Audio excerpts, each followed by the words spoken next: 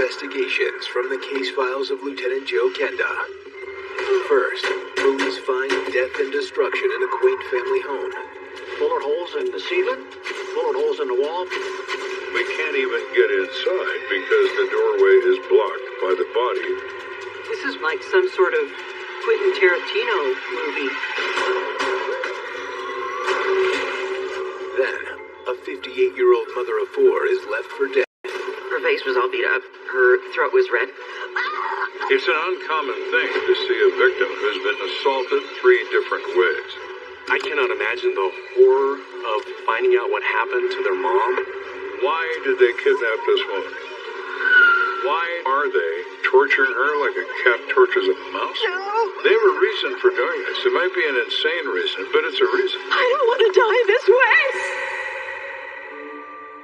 The human's first instinct is to lie. It begins when you're 4 years old. Did you eat that cookie? Oh no, I didn't do that.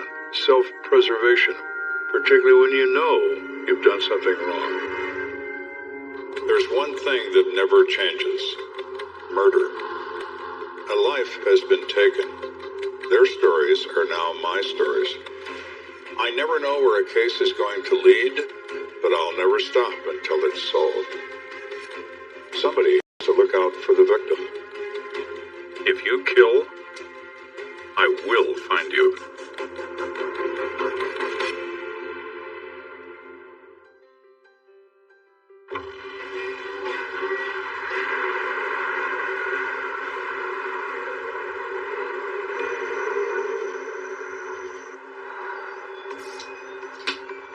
I think we're going all the way this year, man. I don't know, man. It's an ordinary Thursday evening. 22-year-old Fort Carson soldier Ted Clinkscale is relaxing at his friend Randy's apartment. He's been throwing more completions, but I'm still seeing way too many turnovers. Last 3 games, Ward's been unstoppable. I'll be right back. A few minutes pass, and then Ted hears something troubling. Tony? He hears this commotion coming from his friend Tony's apartment downstairs. So he jumps up, runs downstairs, knocks on the door. CC, Tony! You guys all right in there?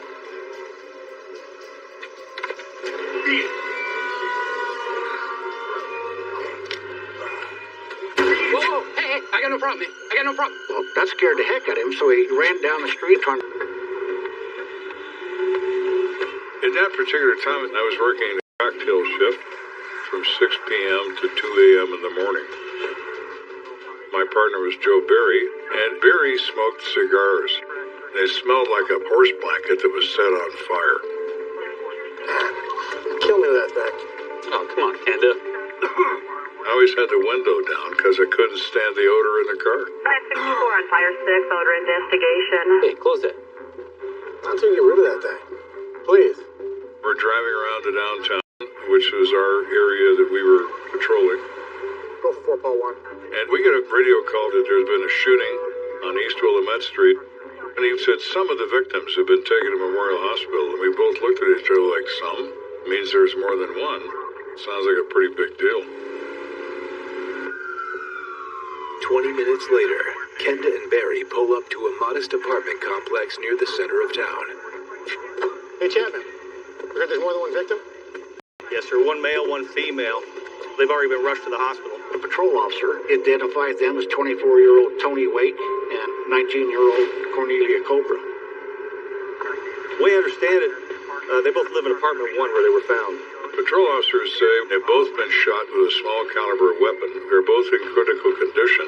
They also tell us that there is a 28-year-old male named Jerry Lee Bowers who has been shot dead and his body remains in the apartment. Any witnesses? Just the 911 caller if you want to speak to him. Oh, hang on, Neil. I want to look at the crime scene first. Yes, sir.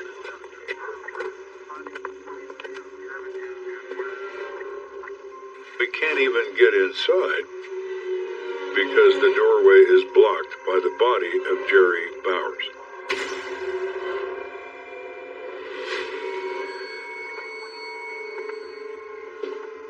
What a mess.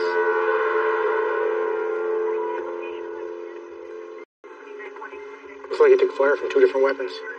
He has a .38 caliber handgun loosely in his right hand. He has a gunshot wound to the upper thigh and his right leg, and he has a massive shotgun wound to the right side of his chest. Got some shells over here.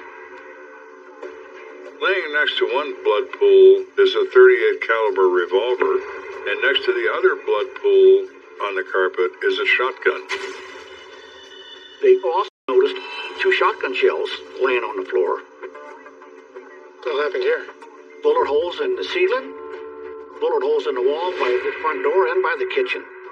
These weapons would match the wounds we observe in Jerry Bowers. This is like some sort of Quentin Tarantino movie. The guns that were used. Crazy. So when you look around further, there's some soda and some food on the table, some knitting needles and crochet work.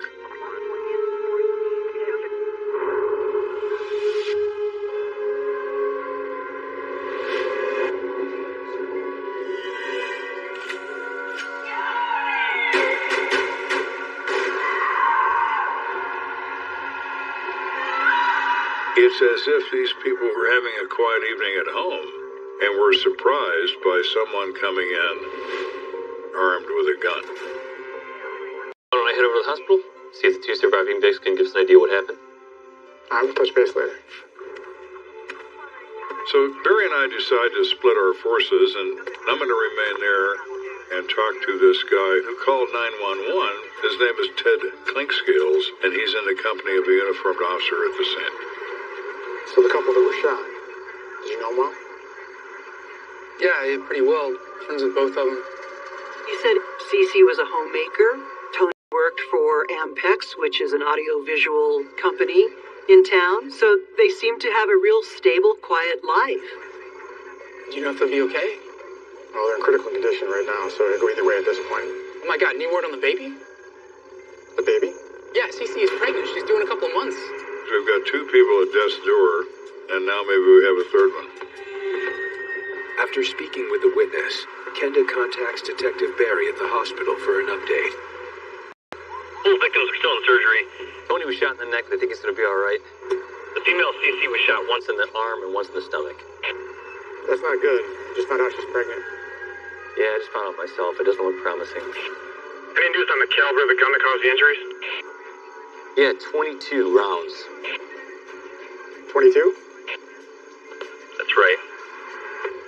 Well, there's no .22 caliber gun in that apartment laying on the floor, and Bowers' gun is in his hand, and it's a .38. So who had the .22? All right, I'm gonna head out of here. See you back at the station. Excuse me, are you police?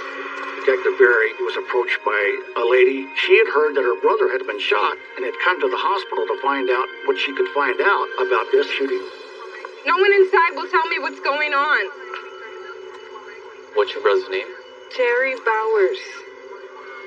Detective Barry knew that Jerry Bowers was deceased at the apartment. Very sorry, ma'am.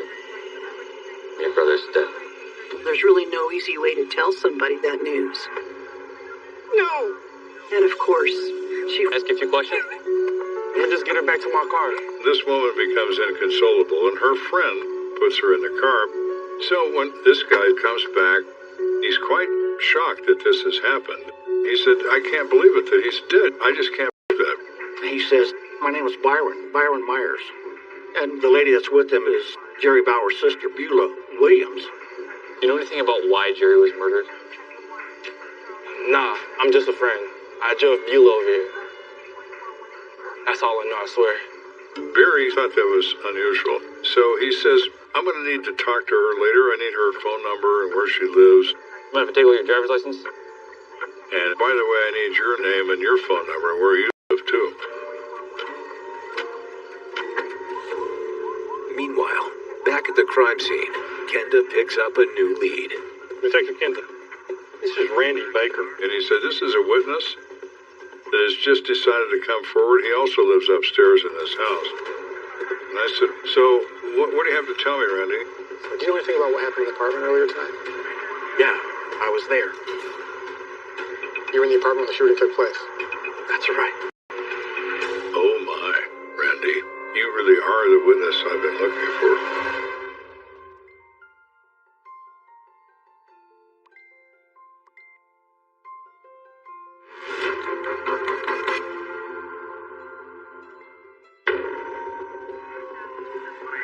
We're investigating the death of Jerry Lee Bowers, who shot twice in this apartment on Willamette Street.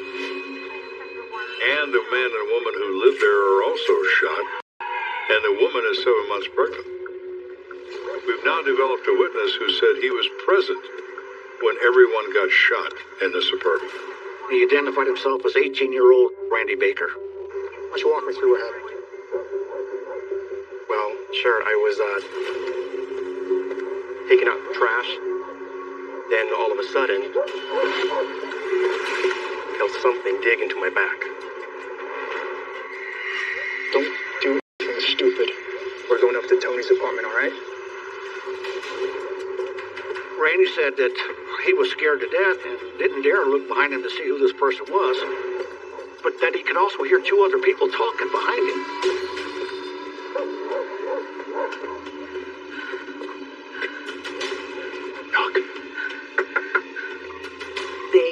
Stood behind him, and these guys used Randy as a decoy, basically.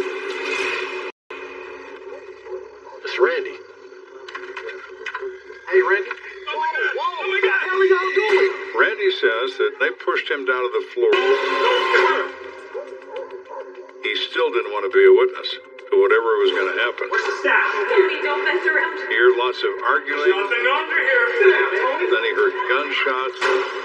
Then he heard screaming, more gunshots. The fear he must have been feeling, he must have been thinking, am I going to get shot? Am I next? Then he heard people run off, and it got very quiet. And he finally looked up, and he sees CC and Tony laying on the floor bleeding, another man bleeding in the doorway, and no one else is around. You said they were arguing. What were they arguing about? Look, it's something to do with weed. Tony sold on the side, but he wasn't a serious dealer or nothing. So now the thought process is, well, you know, this is a robbery. Were they after cash, or were they after drugs? Or possibly both? Just don't want Tony getting in trouble for this. Look, I don't care about the drugs. Tony's already got himself in the worst kind of trouble. Thanks for the information. So this is a drug rip that's gone very wrong indeed. We got one man dead, Jerry Lee Bowers, and two more guys that are currently in the wind that are part of this robbery crew. We need to find everybody involved and put everybody under arrest. Kenda and Barry regroup to decide on their next move. Who knows Jerry Bowers? Well, his sister does. Yeah, it might be helpful to check back with Jerry Bauer's sister. Yeah, Beulah? See if she's willing to talk to us. Let's go see Beulah Williams and see what she has to say about her brother. When we arrive, she's still distressed, but not as distressed as she was earlier. What did Jerry do for work? He hasn't had a real job in months. Was he involved in armed robberies?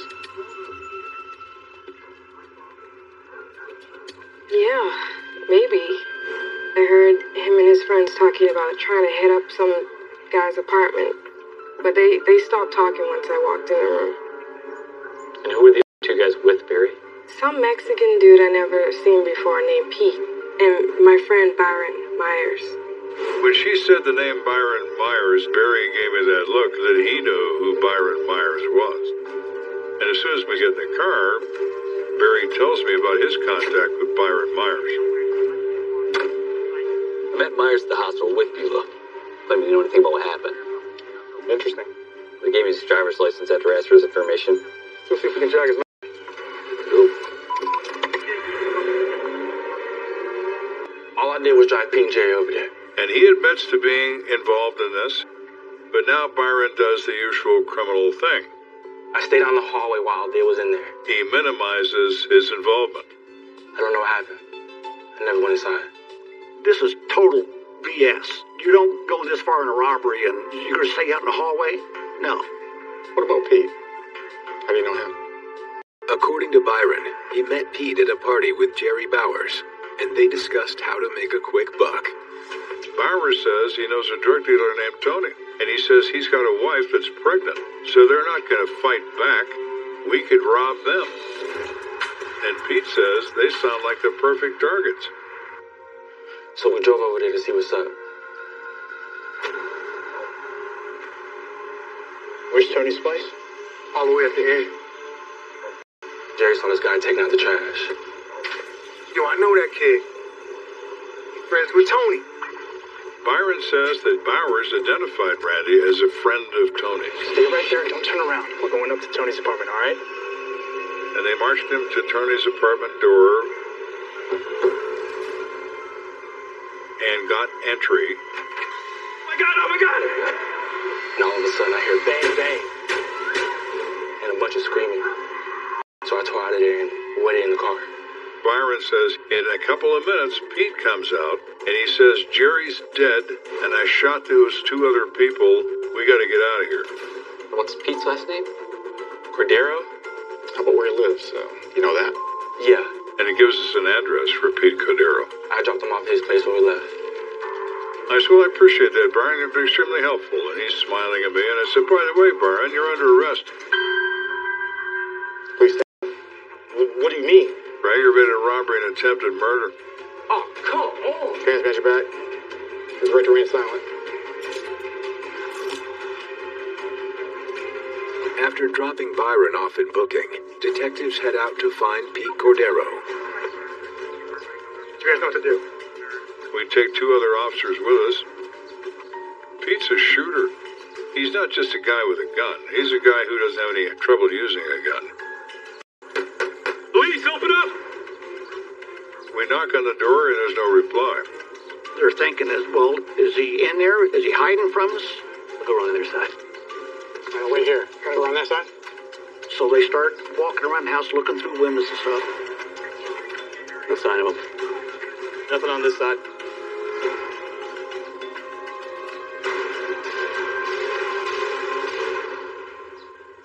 Looked like the house had been somewhat ransacked. Sure. He knows we're after him. I just wonder what kind of head start they got. We need to get our hands on Pete Cordero. He is running. We just don't know in what direction.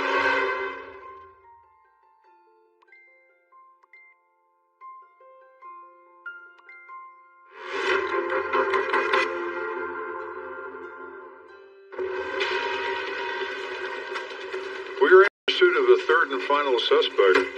Police, open up! In a multiple shooting event where two people were shot, including a pregnant female, and one person is dead. Detectives have learned that their suspect, Pete Cordero, is on the run and may be headed out of state. So they run a records check on him and find out that Pete is actually on parole out of the state of California.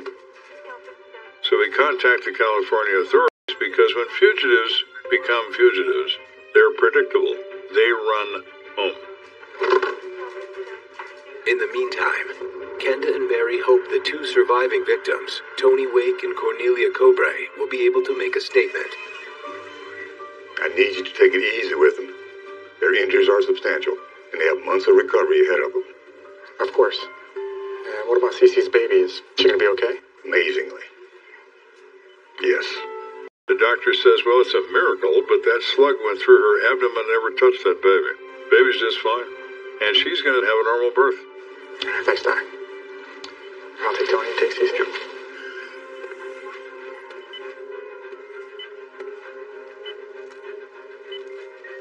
Feeling any better? Not really. But I'll get there. When you walk into a room like that, the purpose is to present yourself as a friend, as a person that doesn't know anything about this event, just to see what he'll say. Can you tell me a little bit about what happened? Well, Cece and I, we were just relaxing.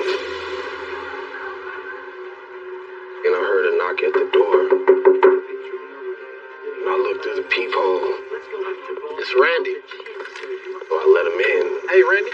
Oh my God! Whoa. Oh my God! What the hell are y'all doing? But there were these guys behind him. He says a guy forces Randy into the apartment, and he's immediately followed by two more guys who both have guns. And what do they want? Everyone's cool? No one get hurt. Where's the money? Where's the stash? I don't keep no cash here. I know you have it somewhere. They wanted cash. Where's the dope?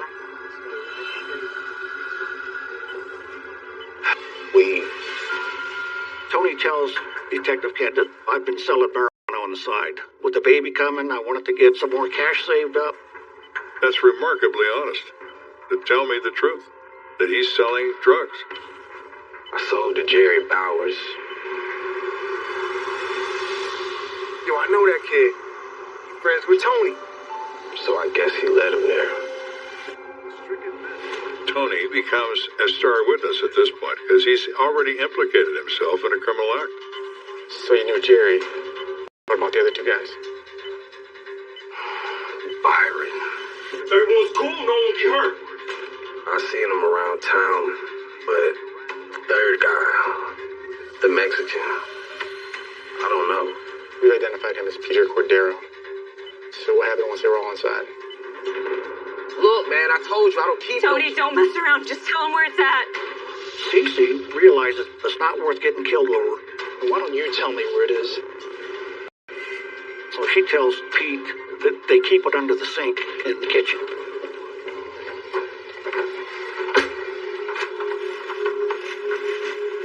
Pete can't seem to find anything under the sink, although it's there. He doesn't find it. Can't find it under there. Where is it? So he comes out, he looks at her and says, "Hey, bitch." I'm gonna kill your husband for lying to me. Fires 3 shots at Tony on the ground. Tony says that Byron ran out when those shots were fired. And then someone knocked on the door, and Pete answered it and stuck a gun out. Beat it. Which matches exactly with what the 911 witness had told us. That knock on the door is probably what saved people's lives. While the gunman's attention is focused on the door, Cece makes a move. It gives Cece the opportunity to reach under the couch and pull out their gun. Get out of my house, you prick! Cece was able to actually hit Jerry in the thigh with one of the shots, and Jerry went to the floor. Tony said he knew that was his last chance to save his family, and he crawled into the bedroom to get his shotgun. Get out or I'll shoot you too! When he came out, he saw Jerry Bowers and Pete pointing their guns.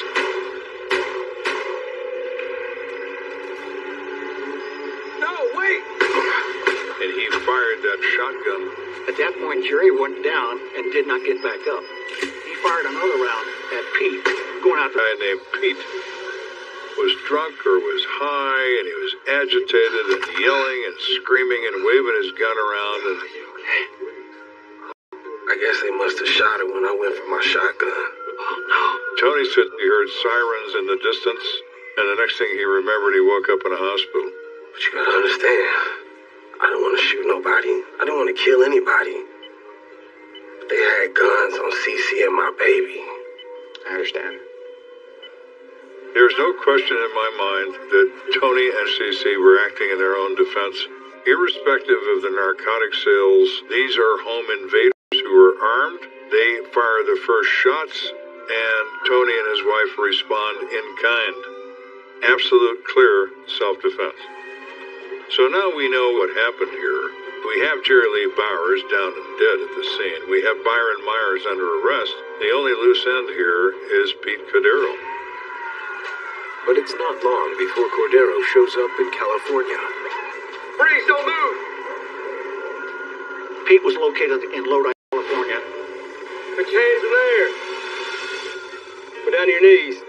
Pete was arrested and eventually extradited back to Colorado Springs. Pete is found guilty by a jury and sentenced to 15 years for first-degree burglary and first-degree assault. Byron Myers pleads guilty for his participation in the robbery and is sentenced to 11 months. You want me to push him? No, I'm fine. Good. Tony and Cece did not face any charges for the shooting of Jerry Bowers. Both were acting in self-defense, and because of their cooperation in this case, it was decided that no criminal charge would be brought against them for the marijuana charge. Tony learned from his mistake, and so did his wife. They understood the mistake they made, and they made the right choice following that. Jerry Lee Bowers never had the chance. He made his choice and died as a result. Coming up, Kenda must track down a monster who brutally attacked an older woman.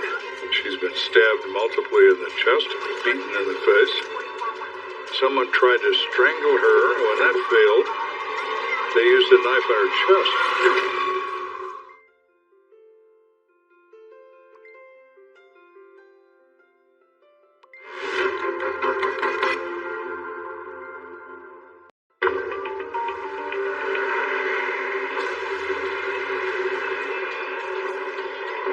Carl Walker is headed south on I-25.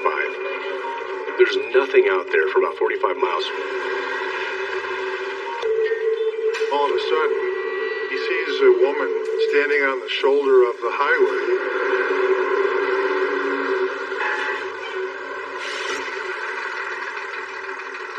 And she was somewhat bloodied and appeared to be in distress. Ma'am, let's get in my truck. Let's get to the hospital. I'm up in here. Hold on.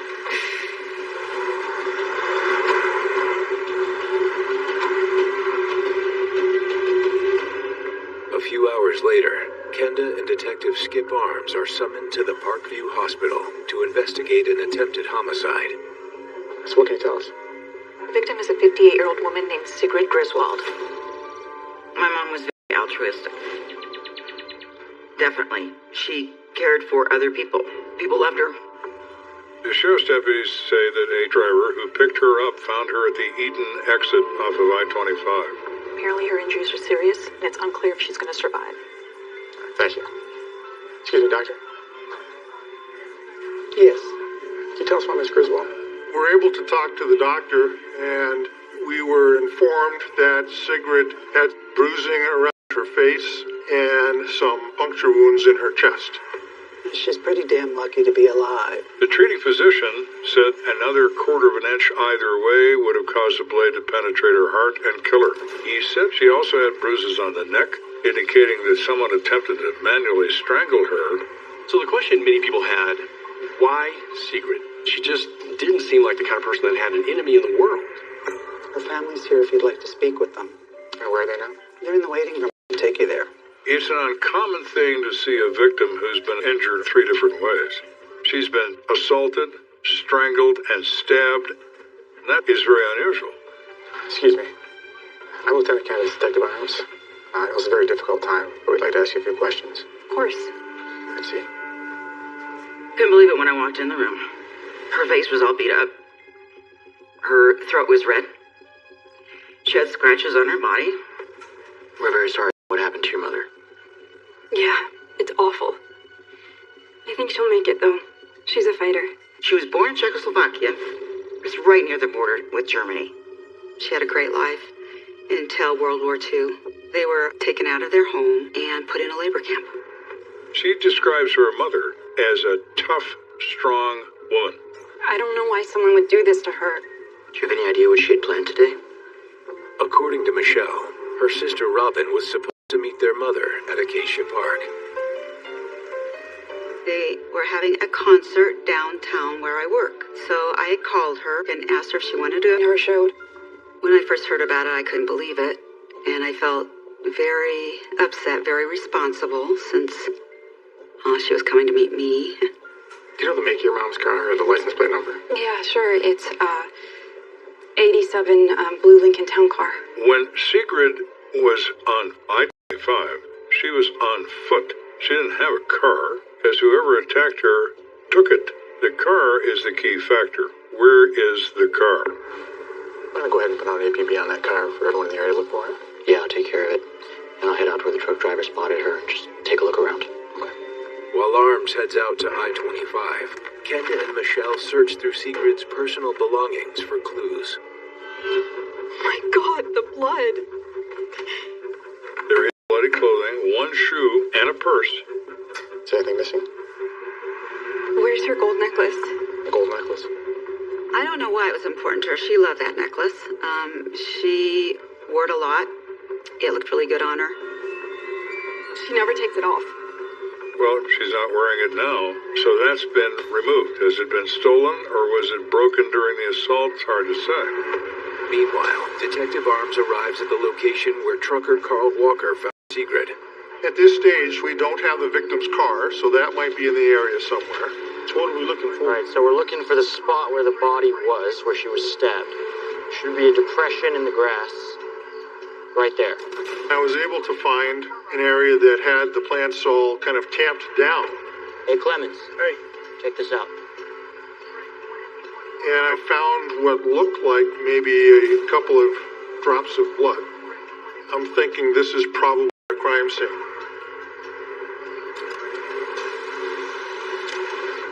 I was looking for a knife, but didn't find one.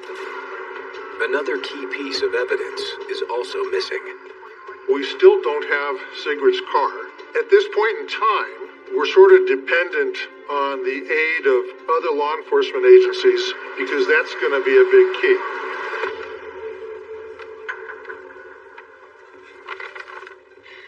You might think about going home and getting some rest. We're talking to Michelle, the daughter, who's been singing the praises of the level of toughness of her mother when one of the nurses comes up and proves the point. I have some amazing news. Sigrid is out of surgery. She's still a little groggy, but she keeps saying that she wants to talk to the police right away so they can catch the guys that did this. My thought was, you're certainly right about your mother. She is one tough woman.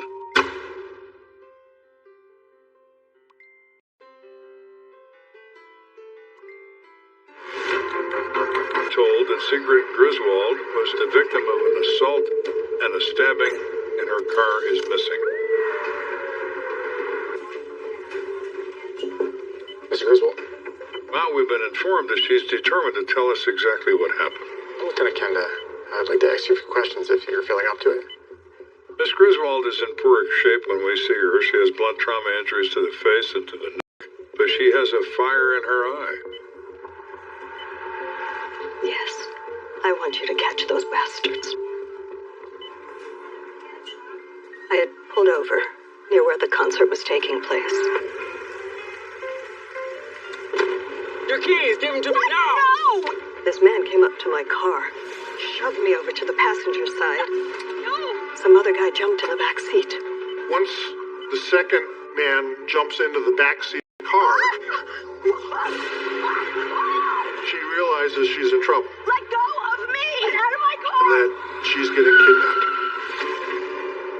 Did they try to rob you? They looked in my purse.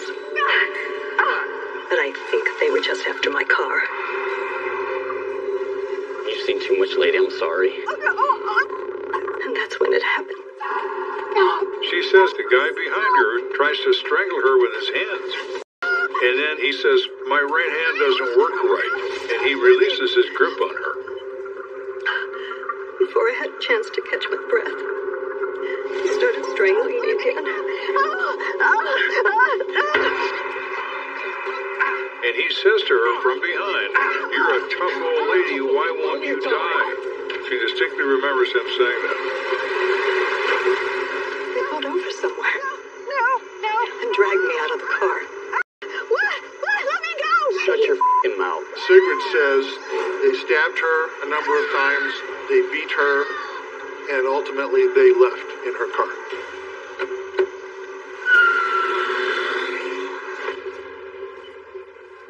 Can you describe these men? I never really got a good look at the guy behind me. But the driver, though, he was probably in his 30s. He had dark hair and a mustache. Did they say where they were going? They talked about going to Los Angeles and driving through Albuquerque. Now, the reason that makes sense is I-25 and I-40 is the only route that you can take out of central New Mexico to go to California. There's no doubt that's their route. Detectives update their APB, including a description of the driver. And hours later, they get a hit. Anthony, you see that car in the back of the parking lot, that blue vehicle? An APB. the driver doesn't have a mustache. You don't get tied up in what they look like. But the guy in the backseat does. They're in her car. Let's go. Close enough. Get out with your hands up! They ordered them out of the car at gunpoint. Hey, I don't know anything about this. I was hitchhiking. That's the usual story. You don't listen to them. Put your hands on the hood of the car. If I was the arresting officer, I'd say, well, you hitchhiked with the wrong guy now, didn't you? You're under arrest. The two occupants of the car were Wallace Glenn Eckersley and Daniel Immel. They were both placed into custody and elected not to talk anymore without the presence of an attorney. A few weeks into her recovery, Sigrid is brought to the police station. I remember when they came out. You can see them, but they can't see you. Send them in. Why don't you take a look at all of them and see if you recognize anyone? It is very critical that our victim assist the police in identifying who these individuals were, that they were not hitchhikers. They were the only individuals along the way that were involved in this. That's him. The third man there. She was immediately able to identify Wallace Glenn Eckersley as the driver of the car. Are you positive it's him? Oh, yeah. I'll never forget that face. Not after what he did to me. Take number 3 out. Now we want to identify Mr. Immel, who's the back seat occupant. What about the other guy? Is he there? I never really saw him because he was behind me. She says, I closed my eyes. I didn't want to see them killing me, because I thought I was going to die. Did you recognize his voice? Oh, yeah. So we decided to do an audio lineup. We got 6 people that have a similar tone to their voice, one of whom is Mr. Immel. I'm going to put the blindfold on you, so you're not influenced by anything, okay? Okay. Doing an audio lineup is very unusual. It's the only one I ever did in my career. Number 1, step forward and say the line. You're a tough old lady. Why won't you die? We asked each of the individuals to make the same exact phrases. You're a tough old lady. Why won't you die? Step forward and say the line. You're a tough old lady. Why won't you die? You're a tough old lady. Why won't you die? That's the guy that was in the back seat. Are you sure? I'm absolutely certain. That's him. And it was Daniel Immel. Room number 4. During the process, Immel's attorney suggested as to why and what they did to Mrs. Griswold. Kenda now has a clear picture of how the crime unfolded. It began with a few drinks at a local watering hole. Daniel Immel is a drunk by his own admission, and so is Glenn Eckersley. They become friends. Man, it's going to take a long time to hitchhike all the way from Colorado to LA. And they decide they're going to hitchhike to California because that's where Eckersley is from. Maybe it's the faster way. How about we steal a car? The typical criminal plan occurs in less than 5 minutes through a haze of alcohol and drugs. And this is no exception. I like it, yeah. Hey, buddy, can we get 2 more over here?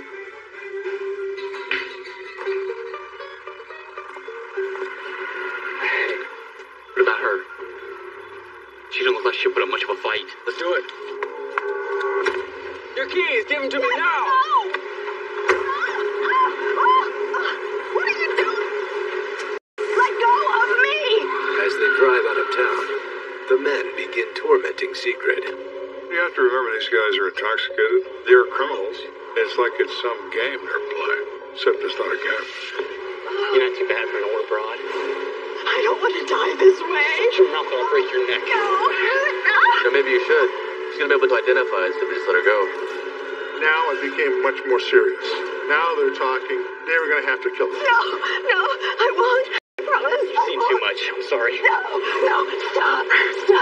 Dan is wanting to strangle her and can't get it done because of the weakness in his right hand. He had been involved in a drunk driving accident a handful of years ago that caused this permanent damage. So he was unable to choke her to the point of causing death. God, you're a tough old lady. Why won't you die? Don't you have a gun? Just get it over with. She's hoping that if they're actually actually going to kill her, she wants it to be fast. I don't have a gun, but I do have this. Let me pull over, man. You don't have that blood in the car, man. No! So they get her out of the car. Please, no, no! And she says, I refuse to die like this. Please, no! No! Let me go! They push her down on the ground and stabs her in her breastplate. She feels enormous pain when she's stabbed, but she thinks it's in her interest to play dead, so she does. Come on. She's dead. Get out of here.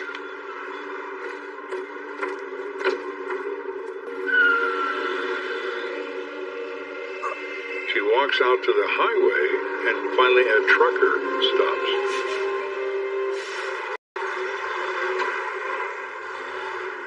Wallace Glenn Eckersley is convicted of second-degree kidnapping and attempted second-degree murder. He is sentenced to 40 years. Daniel Immel pleads guilty to second-degree kidnapping and is sentenced to 36 years. I was satisfied with the outcome of the trial. My mom was satisfied. She actually forgave the two guys. This is the necklace that my mom lost. We found the necklace, and that was just a gift. It was a gift. She was an incredible mother. She took time for the kids, always. This particular case is a case of someone demanding to survive when the odds are overwhelmingly against her. She was just not going to put up with being a victim of a violent crime. Mrs. Griswold is tough. 2 murder investigations from the case files of Lieutenant Joe Kenda. First, police must solve a murder. We're on the way. Without getting killed themselves. The officer jumped into action, stood out in the middle of the street. The driver continues to advance toward him. Stop the car! Stop now! Then, 2 men are shot, and Kenda must figure out which was the aggressor. Mr. Pitts has 2 in his stomach, and Mr. Doe has 1 in his head. I ain't pulling no trigger. It's a rarity when somebody comes out and just tells us the whole thing. I'm telling the truth. He knows he's lying. I know he's lying. When people get into arguments, it simmers for an extended period of time. The bad blood remains, and it comes to a boil, and when it boils over, somebody's going to die. There's one thing that never changes: murder. A life has been taken. Their stories are now my stories. I never know where a case is going to lead, but I'll never stop until it's solved. Somebody has to look out for the victim. If you kill, I will find you.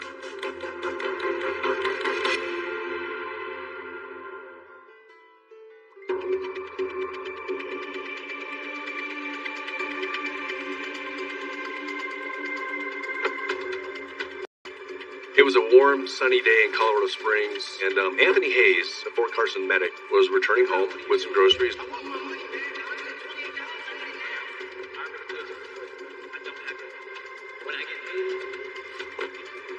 And he heard some guys arguing behind him.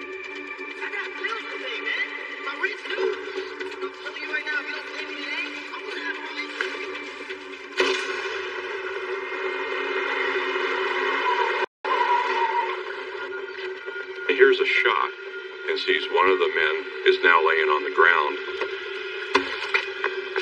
He grabs his medic bag and launches into action. Hang on, man. Where's the ambulance on the way? Hang on! Hang on! A short time later, Sergeant Kenda and Detective John Anderson arrive at the scene. The scene had been cordoned off. The victim had already been transported to the hospital by the paramedics. Hey, man. So what do we got? The victim is a 27-year-old male. He's in critical condition. The victim is a Darrell Davis. He has a close-range gunshot wound to the central chest, and the EMTs who treated him reported that it was unlikely he would survive. Any witnesses? Just one. It's over there. I didn't see any casings on the ground. Did our guys already pick them up? No, sir. We didn't see any when we arrived on. The shooter has a revolver and the casings are contained within the weapon, or he picks up his expended casings because he knows they're evidence. Let's get a couple of guys to look around for a casing or two. I want to talk to the witness. Sure. Thanks. The witness says he looks across the street and sees a person fall from being hit with gunfire. I'm a medic. Thought I could help him, but there wasn't much I could do. So you didn't see the shooter? No. But I did see his truck. It was a red truck and had bumper stickers on the back. I couldn't read them. He didn't see a license plate. He didn't know if there was more than one person in the truck. He just knows it fled immediately after the shot was fired. If you think of anything else, will you let us know? Yes. Thanks. Excuse me, detectives. Have an update on the victim? EMTs have reported back that the victim was dead on arrival at the hospital. Do we have home address? Yeah, medical got it from the license in his wallet. Okay, hold on the scene. We'll be back. Yes, sir. We, of course, wish to notify the next of kin. We determined that he does have a wife who lives in the area, and we respond to that location and inform her of the death of her husband. Wait for a recovery period to take place, and then interview her about her knowledge of her husband's activities. Mind answering a few questions for us? I'll try. We wanted to find out when the last time she saw him, what the circumstances were. She said he came home early from work at about 2:30 in the afternoon. Very upset, very agitated, said he'd quit his work. He kept going on and on and on about getting screwed.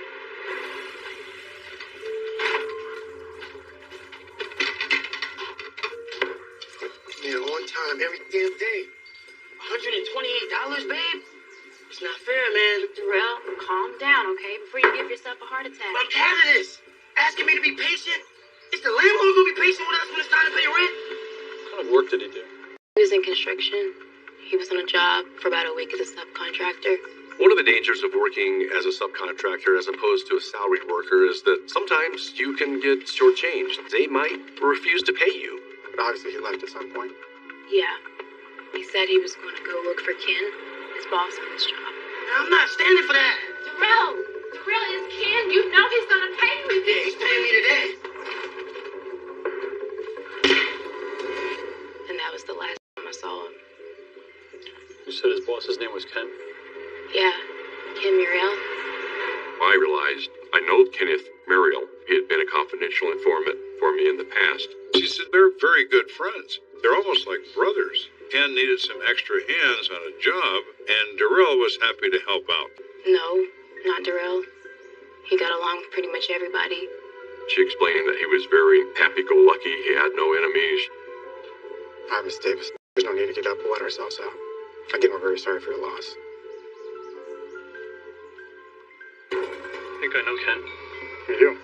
Used to be an old CI of mine. Confidential informants, referred to as CIs, in police work, especially in investigations, is really a complex challenge. In this case with Kenneth Muriel, what he had given me was information on another murder. The detectives take the opportunity to do a little background searching on this guy. They call the Milwaukee Police Department where he's from. And turns out Ken does have violent tendencies. However, he's never hurt anybody. Now, he's never assaulted anyone, and he's never shot anyone. But he commonly makes violent threats against people, and they call the police. And the radio is very busy, and something's going on at the crime scene. The Sergeant Kenda, run the way.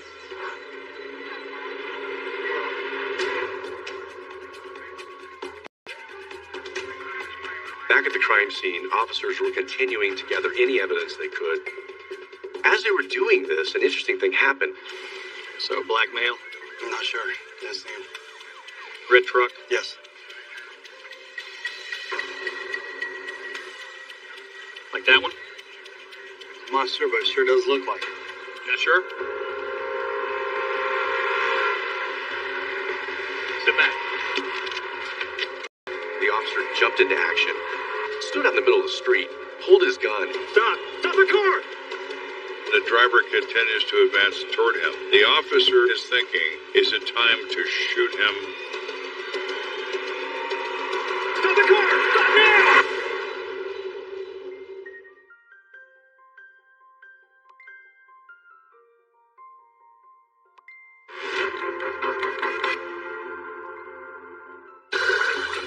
investigating the death of 27-year-old Darrell Davis, and we've been told by witnesses that a red pickup truck fled the area immediately after the shop's fire.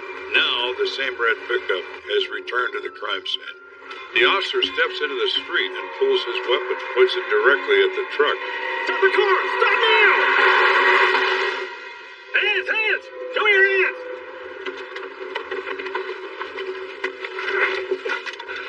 Hands behind your back. Do it now.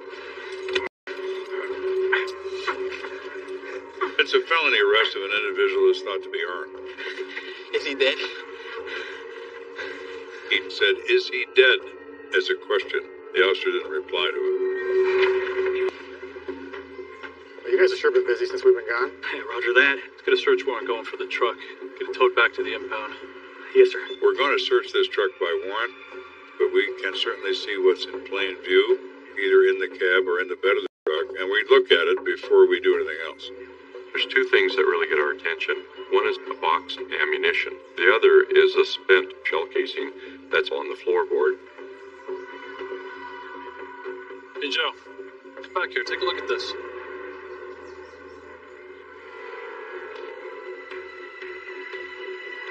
We look at the back of this truck, and there is a personal license frame that says protected by guns. There's also a bumper sticker that says, "I'm a Vietnam veteran." So what this is telling us is a little bit about this suspect. People display things that speak to their personality. He doesn't have flowers on his tailgate. You take people for what they say they are. This guy says he's a gun guy, and he's used guns before. Okay. Take him away. You got it. We have probable cause to arrest. We're going to take him down to our office and talk to him there. You sure you want me in there with him? I didn't know if Joe was going to think that was a conflict of interest for me to be the detective doing the interrogation. Well, as long as there's no special treatment, it shouldn't be a problem. In fact, maybe it's best if we talk to him alone. All right, then. There's a relationship here that already exists. You don't have to establish one in an interrogation, so Anderson talks to him alone.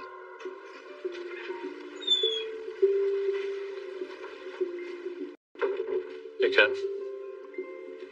Anderson, how you been? I've been well. Before we get started, let me ask you something. You been drinking? He definitely smelled like alcohol. He wasn't, drunk in a stupor falling down. Yesterday was my birthday and I tied one on. Maybe that's what you're smelling. In my mind, there wasn't any concern about him being under the influence of alcohol where he couldn't understand what was going on. Look, Ken. Did you do this? Did you shoot him?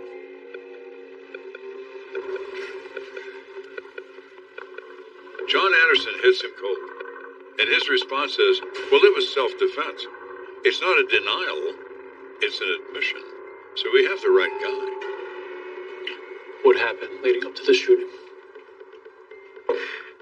I don't know. Day started off fine. I'm a little hungover. I didn't get out the house until late.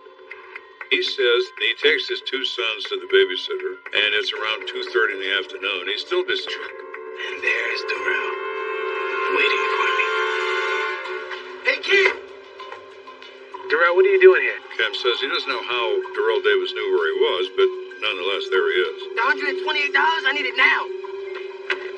Look, I already told you before, Darrell. I don't have your money yet. Can explain he wouldn't have the money to pay anyone until the job is completed. When I get paid in 2 weeks, you'll get your money. That's not gonna cut it, man. I did the job, so I need to get paid. I got bills to pay, man. My rent's due. Ken, I'm telling you right now, if you don't pay me today, I'm gonna have a relation with you. Screw you, Darrell. I tried to get away from him, but the guy was just relentless. You want me to beat your ass out here? I'm not playing around. Don't you dare threaten me. You'll get paid when I have the money. You ain't going nowhere, Ken. We ain't done here. We're done because I'm saying we're done. You hear me, boy? Boy, I ain't your boy.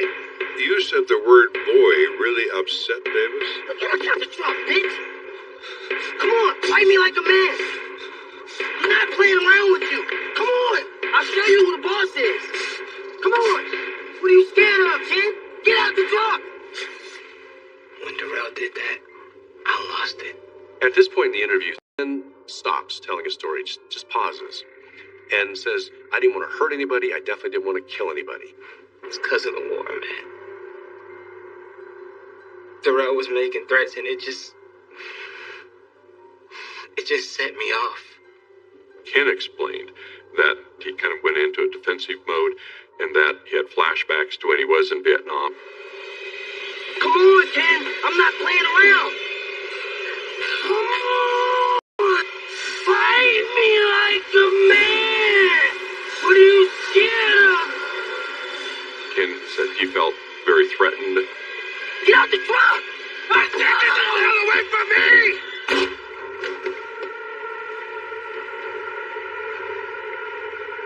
He shot Darrell Davis once in the central chest from inside the truck, which explains why that expanded casing is on the floor of the driver's side.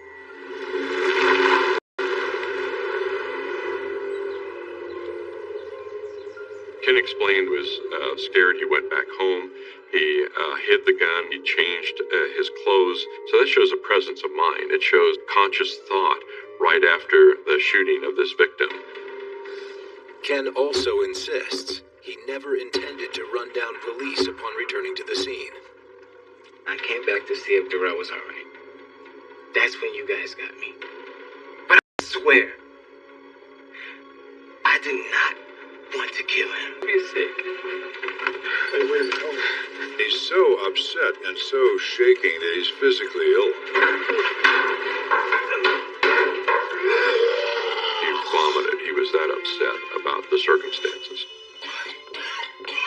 He is someone who's out of his emotional control. Mom. He responds to things in a violent way, but he's never committed a violent act. Why did that change now?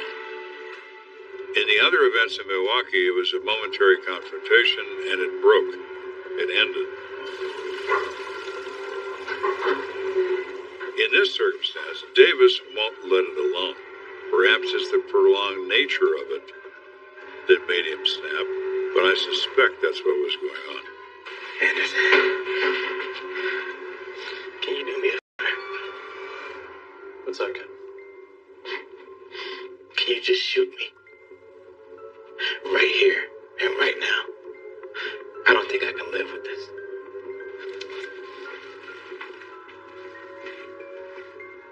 When he makes that statement, it's obvious to me that he knows he's really messed up, that his life's forever changed.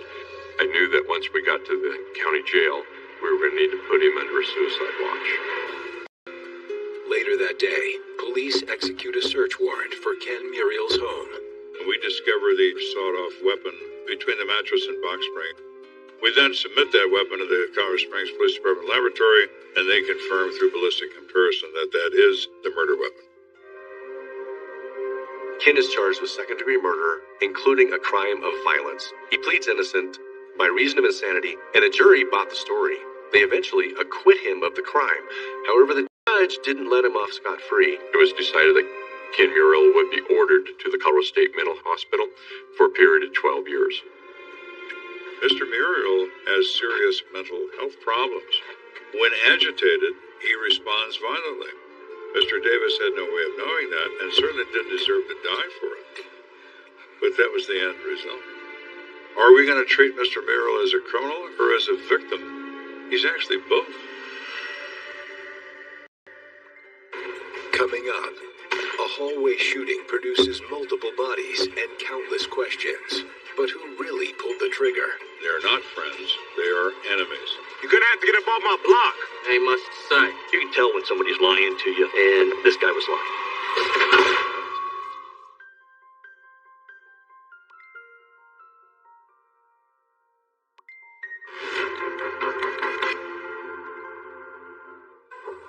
Evening.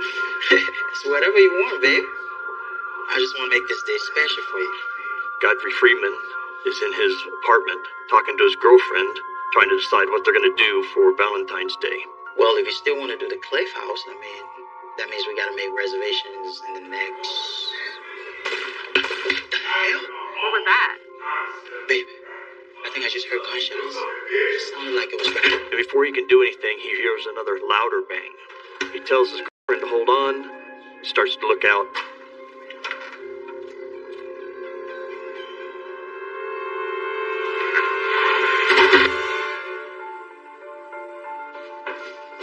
Will you bring me that salad bowl?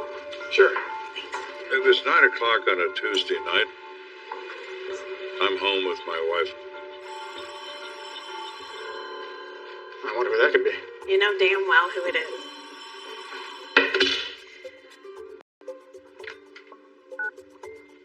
It's Kenda.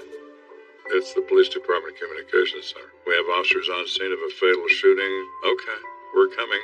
Thank you.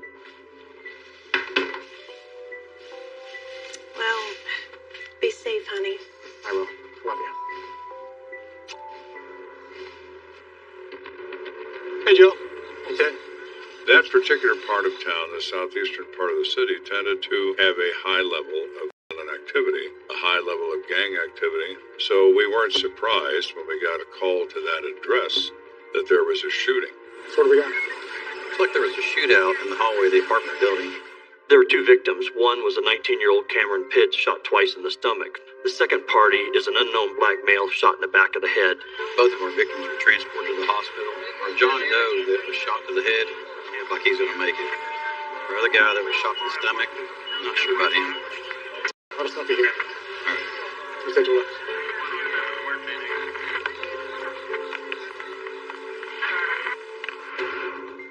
So there are two blood stains in the hallway. One near the end of the hallway, where the John Doe was discovered with a gunshot wound to the head, and one in the center of the hallway, a few feet away, where Mr. Pitts was discovered. 9mm? Yeah. There was also a 9mm handgun recovered on the scene, and officers tell us that it was near the hand of the John Doe. There are 3 expended 9mm casings on the floor. So we have 3 shots fired in the hallway. Mr. Pitts has 2 in his stomach, and Mr. Doe has 1 in his head.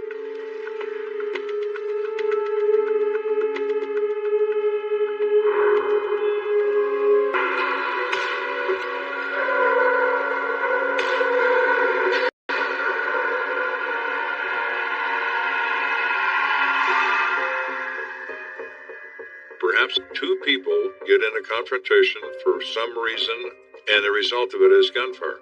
And somehow or other, both of these people get shot with the same gun. Did you guys talk to the neighbors? We've started. We're still making our way through the building. Let me guess. No one's talking. Correct. It's kind of a place where gang activity is very common. And so a lot of the people in that area, they don't come forward with information. All right, well, there's no reason to quit. Let's keep talking to people. Okay, sounds good. It's a subculture that most people never encounter, so it makes it extremely difficult to get useful information out of anyone. And you say to them, do you know this person? No, I don't know them. He's your brother. Do you remember that? That's how bad it is. We're investigating an altercation out here tonight. Did you happen to hear or see anything? Nah, I don't know. Did you happen to see anything or see anyone running or anything like that? I just don't want to be involved. Most of the neighborhood was very reluctant to talk to us. But we did find one individual identified by the name of Fitz Bannister. Excuse me, you live here? Yeah. Were you around when the shooting took place this evening? Yeah, I heard the shots. It was around like 8:30. It was actually right outside my apartment. He says he looks out the door and he sees 2 black guys laying on the floor, bleeding. That's when I seen 2 white guys running. Can you describe them? Yeah, one of them was wearing all green, and the other white guy was wearing a gray baseball cap. Green was not a big gang color back then, and seeing a white guy dressed all in green would be a little unusual. Thank you. No problem. We're going to take what he says with some grain of salt, but we're also going to put out all points to the cars in the area. 2 white males, one wearing a gray baseball hat, one all dressed in green. You see them, stop them, identify them. As patrol officers continue their canvass, detectives check on the status of the shooting victims. Mr. Pitts has 2 rounds lodged in his stomach, but we're confident he'll pull through. What about our John Doe? Afraid he's essentially brain dead.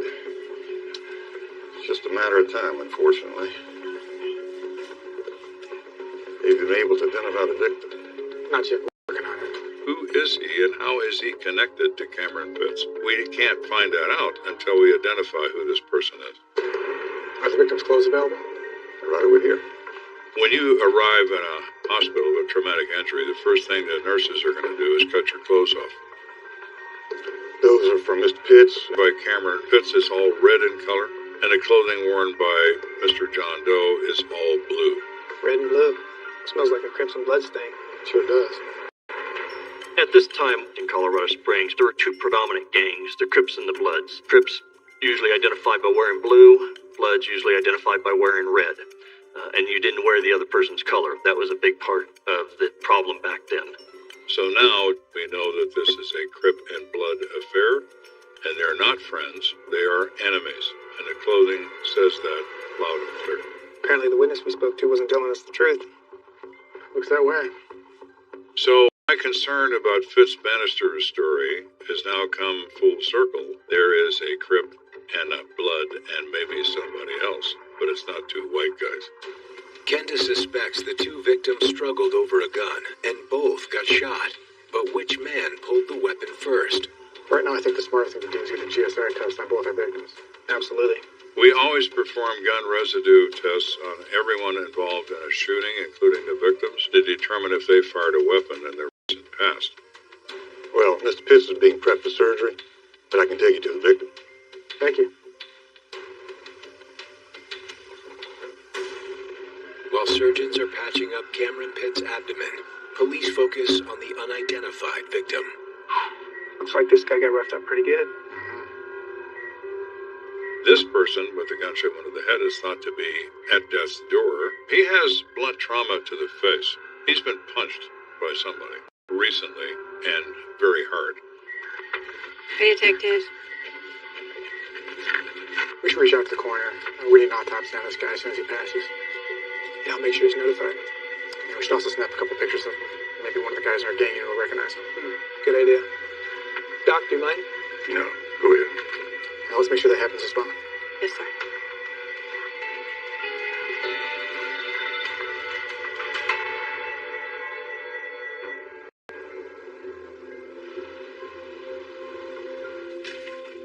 So we have gang specialists on the police department who spend their time identifying these members, talking with them, in contact with them all the time to try to keep track of what gang group they belong to.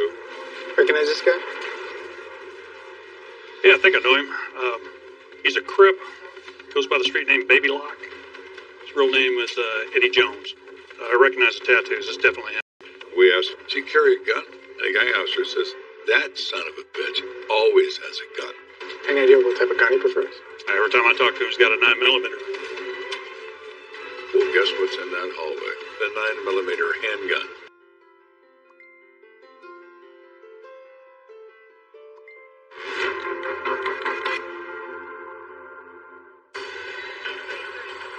We're investigating a shooting involving a 19-year-old named Cameron Pitts, a Blood affiliate, who's in surgery, and we also have Mr. Eddie Jones, who is a known Crip, and Eddie is no longer with us. Based on our victim's records, we were able to identify that he has a mother who lives in Georgia. Hello? Miss Jones? In this particular case, we have to notify her by phone, which is very hard to do. It's kind of a gut-wrenching thing to have to sit there and tell somebody that their son is dead. I'm very sorry for your loss. It's like every parent's nightmare, talking to somebody you don't even know, telling you this horrible news about your son.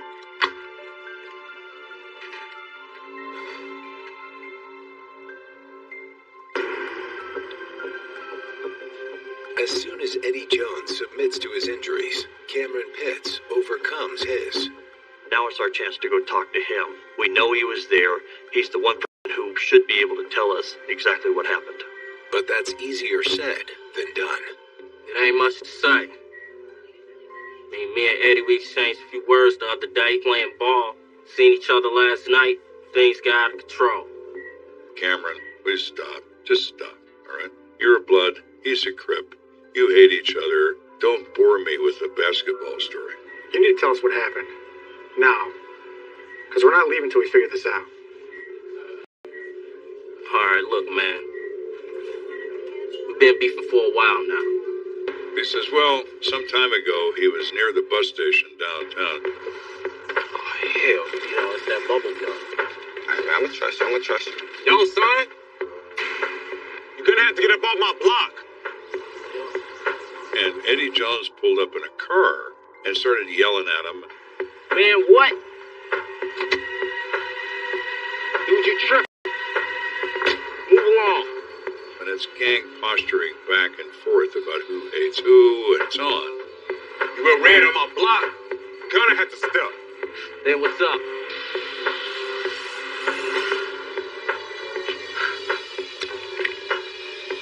Oh, it's like that? Damn right it is. Alright. I'ma see you. For sure. I left. And that was it. I ain't seen him since. Till last night. What happened last night? Was at my homeboy's apartment. Stepped out to have a smoke. I was there. Oh, it's this bitch again. I thought I told you to watch yourself. Man, what the hell? These my streets. Cameron says that Eddie immediately comes up to him and punches him in the face. In the course of that fight, Eddie Jones pulls a gun out of his waistband and shoots Cameron twice in the stomach. Well, man, I was just trying to get the gun away from him. I was worried he's gonna shoot me again. While we was fighting, the thing just went off. So you shot him with his own gun? No, I ain't pulling no trigger. Just went off. Cameron is very vague about how this transpired and is obviously, in my opinion, lying about what happened here. So you got cold cocked in the face? Yeah. Okay. So how come there aren't any injuries on your face? No reddening of the skin, no swelling, no indication he's been punched by anybody. Man, I don't know. Dude don't pack that much of a punch. Right. Cameron's just looking at me because he knows he's lying.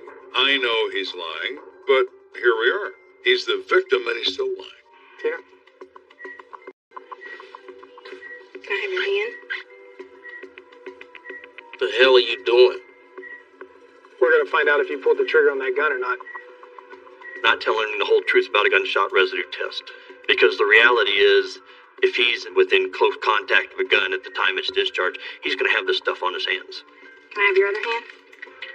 But we want him to think that it's going to prove that he fired the weapon. Put a little pressure on him, hopefully get a better statement out of him. So what happens now? So what happens now is we're gonna take those swabs to the lab. We'll have the results soon enough. Then we're gonna swing back around and visit you. Sound good? I ain't pulling no trigger, so I don't matter. We'll see about that. The imagination of humans will race when you tell them something. You see the wheels begin to turn. And just leave them with that thought. And let them agonize. And when they agonize, they suffer from diarrhea of the mouth the next time you talk to them. While Cameron Pitts is left to stew, Kenda checks in on the autopsy of Eddie Jones. Hey, man. What'd you find, Dad? We'll take a look at this entryway. The autopsy tells us something really significant. The gunshot wound that kills Eddie Jones is to the back of his head. It is at a range of 1 to 2 inches away. It's an execution shot. It's not an accidental upward moving bullet from a struggling gun. I think we need to talk to Mr. Pitts again. Suspect number 1 in the murder of Eddie Jones.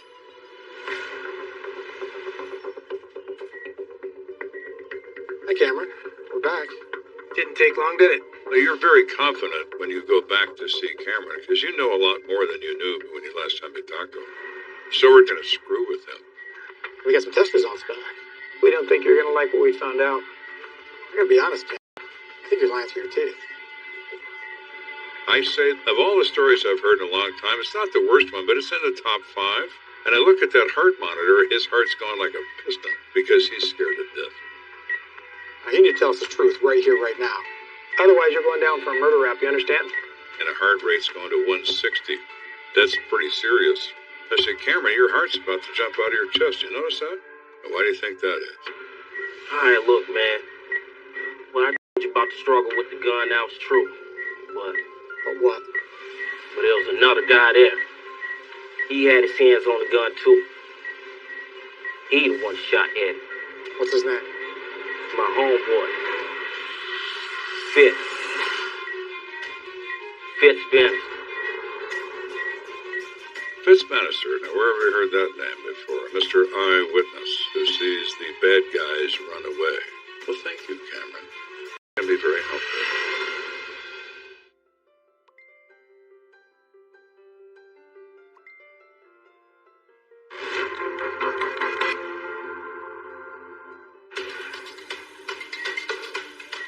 We're investigating a shooting which has turned out to be a gang confrontation between two individuals. But now we're in a position to know that there was a third person in the hallway when that shooting took place, and we know who that is. Have a seat, Mr. Bannister. Remember us? Yes, sir. We have something that's to our advantage. Fitz Bannister doesn't have a record. He has no experience with the police. He's frightened, and that's a good thing. So, Fitz, those two white guys you said you saw running away? We know that was a lie. I said, we just talked to Cameron, and he said some really interesting things about you. He said you were there, and you were fighting over that gun. Wait, what? So you're really telling us the truth? Okay, look. I saw what happened. Cameron came over to jail. He says Cameron went out to smoke a cigarette. A little bit later, he heard a knock on the door. He's thinking, oh, well, Cameron locked himself out. And it's this 12-year-old kid. Is my friend Marlon here? No, there's no Marlon that lives here. You got the wrong place. So who's the kid? I don't know his name. Fitz says he's talking to this kid, and he hears arguing in the hall. He says he sees Eddie Jones punch Cameron in the face. Well, Fitz says that when he goes to break up the fight, Eddie pulls a gun out of his waistband and shoots Cameron twice in the stomach.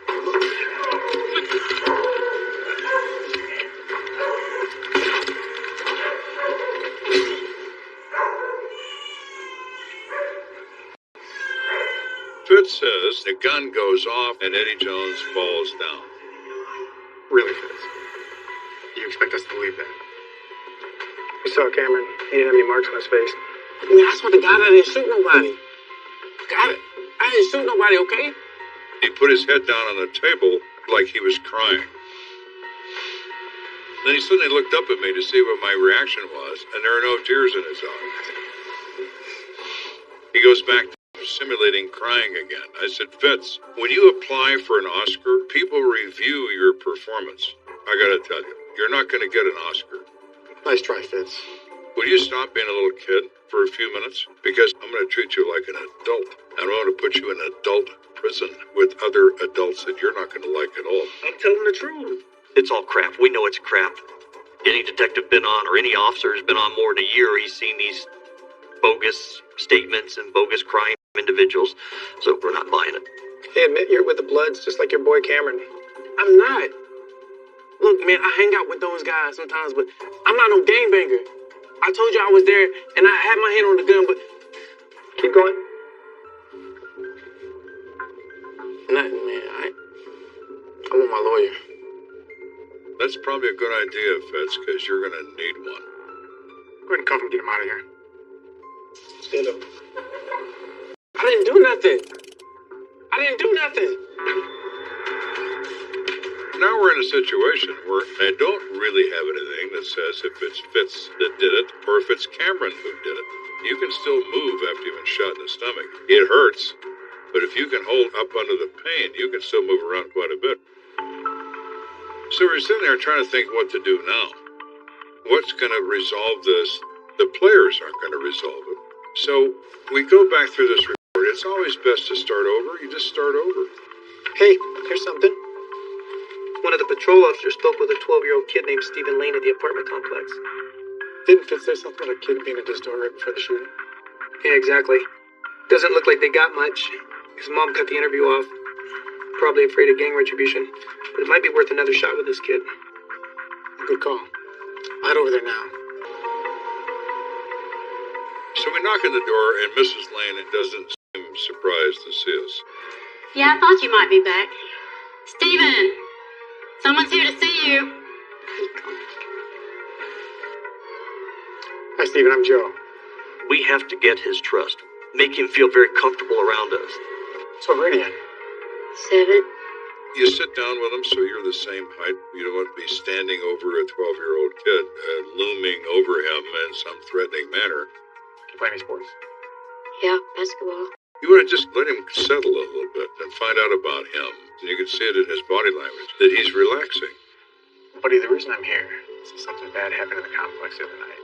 And your mom thinks you might know something about it. Yeah, I was in the hallway. Can you tell me what you saw? Yeah, I went to go see my friend. I thought he lived on the 3rd floor, but there was this guy out there.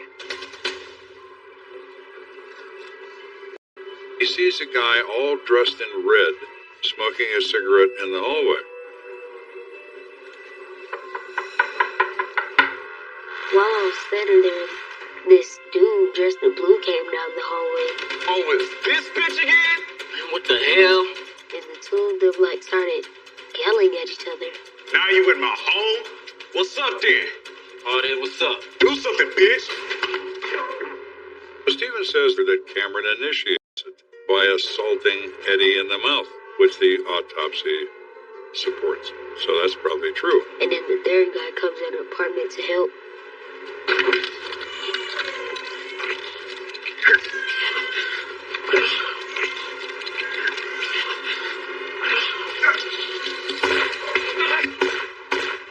Steven tells us that he sees Eddie shoot Cameron twice. Immediately joins in on the fight.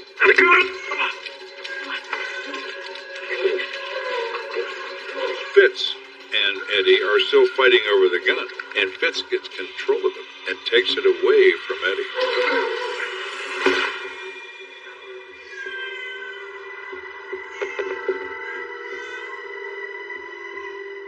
Eddie turns to head for the staircase, and Fitz shoots him in the head.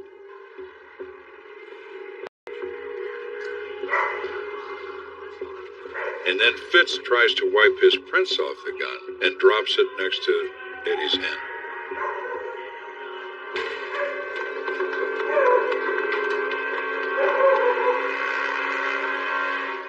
Stephen Lane is telling us what we expected that did happen, and now we have an eyewitness to it, that is what happened. I ran home as fast as I could. Stephen, I appreciate you telling me the truth. Thank you.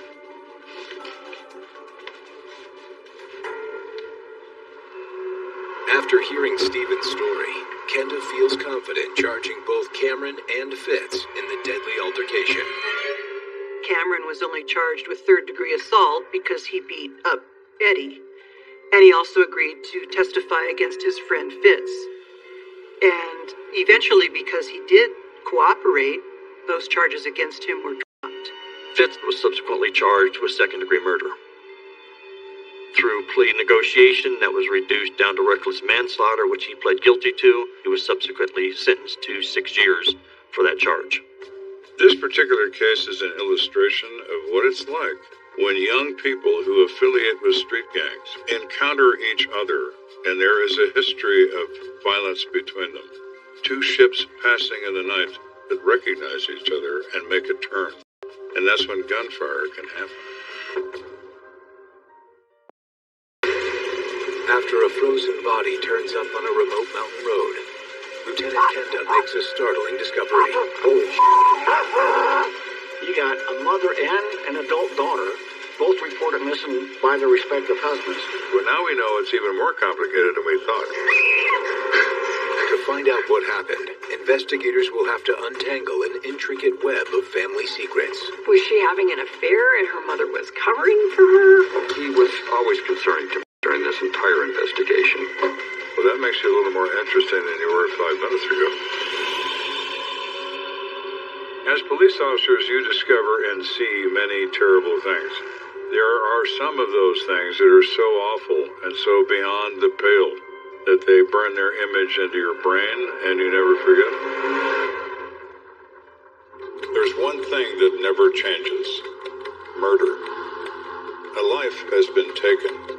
Their stories are now my stories. I never know where a case is going to lead, but I'll never stop until it's solved. Somebody has to look out for the victim. If you kill, I will find you.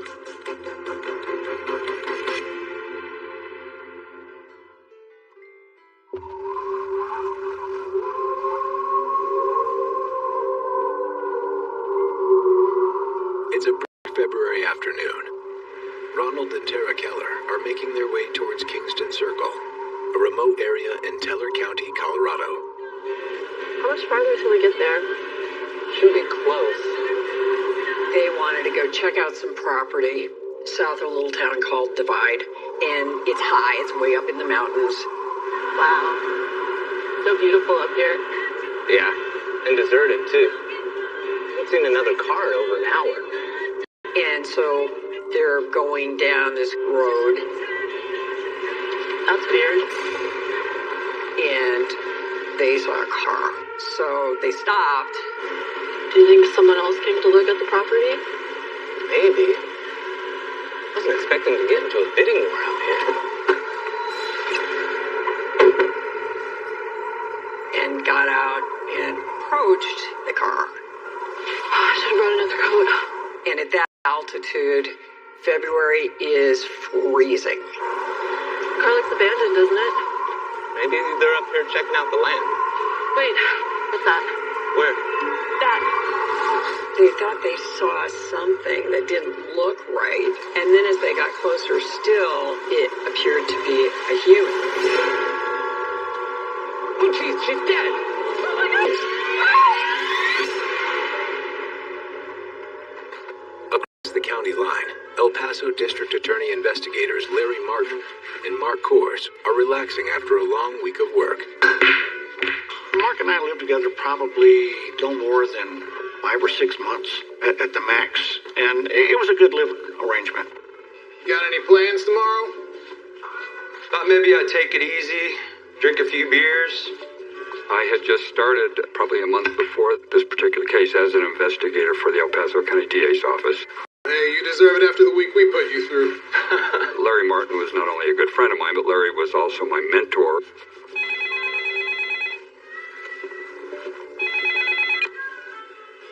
Hello, this is Martin. Really? Way up there? Teller County reports that they have found the body of a deceased female off a mountain highway in the middle of nowhere. Well, right away, it threw up a red flag. We could be looking at a homicide here.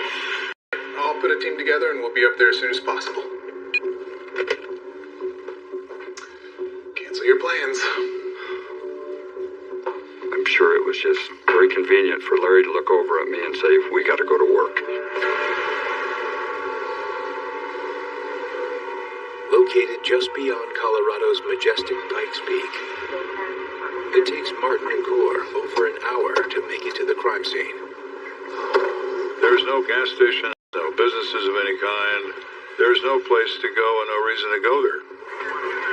Hey, Larry. Man, it's a cold one tonight. You're killing me, and it's dark as hell up here. Yeah, when I first arrived on scene, I was contacted by the undersheriff of the Teller County Sheriff's Department. This is Mark Kors. He's new to our team. Howdy. Good to have you.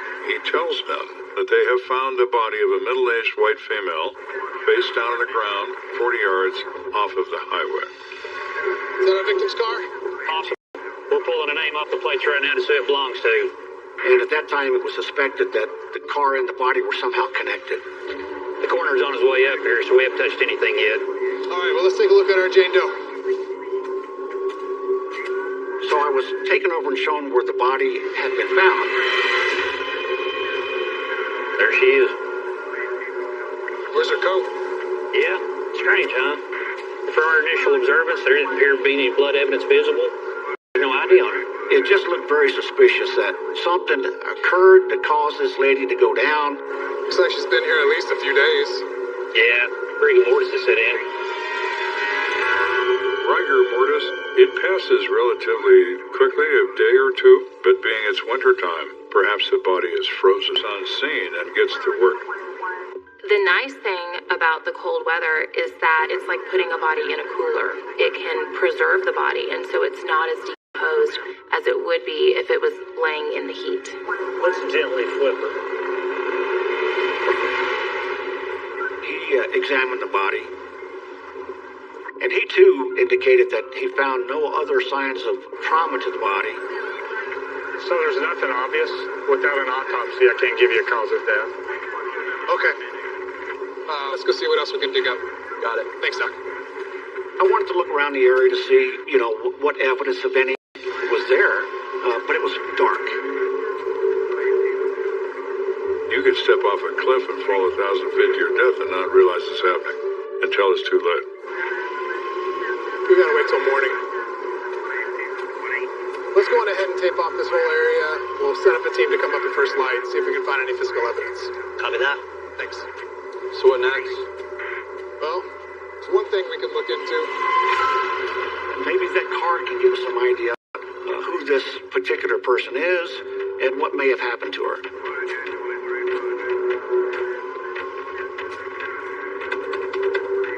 All the doors are locked, and no keys are found around the car or around this body that was discovered. So where are the keys for this car? No one knows. But we were able to notice that there was a purse sitting on the front seat. Excuse me, detectives.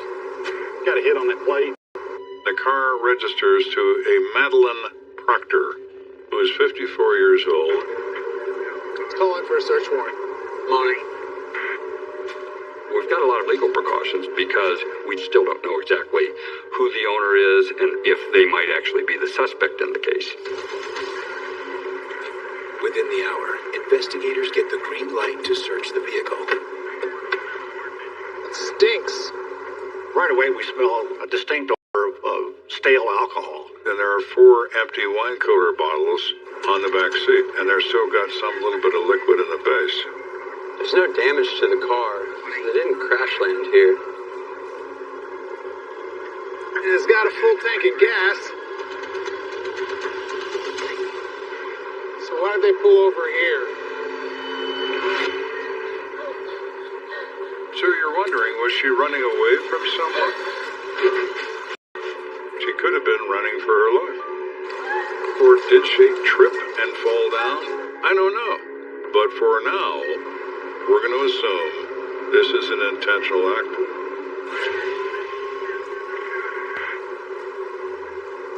Think that's our Jane Doe?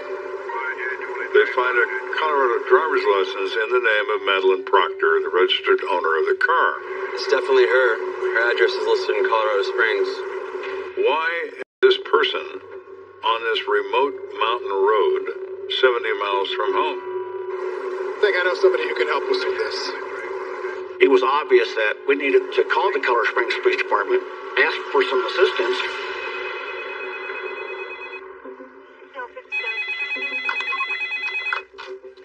It's Kenda. Hey, Joe, it's Larry. You got a minute? Of course, what's going on? I need you to run a name for me. Sure, what's the name? Madeline Proctor. So I said, this is the lady we found on the side of the road. All right, hang on a second. Let me see if I can find it in the database. Larry and I have worked together and known each other for 30 years. We commonly worked murders together and separately.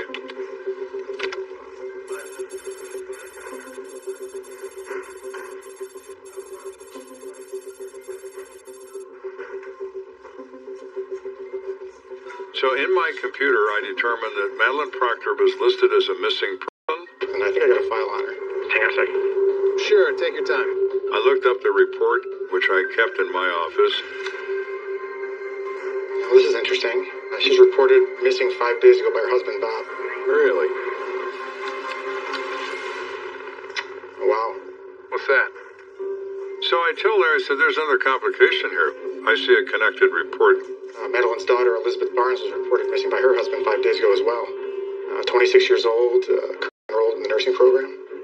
You got a mother and an adult daughter, both reported missing by their respective husbands 5 days prior to this body being found. Well, that's odd. We didn't find a trace of her up here at the crime scene. Now we know it's even more complicated than we thought. Where is Elizabeth Barnes?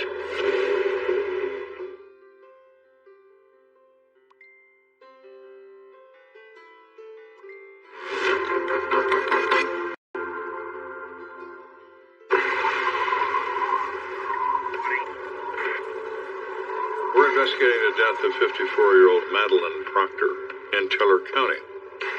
I've discovered 2 missing persons reports that are connected, one involving Mrs. Proctor and the other involving her daughter, Elizabeth Barnes. We don't know where Elizabeth Barnes is or how they both came to be missing at the same time.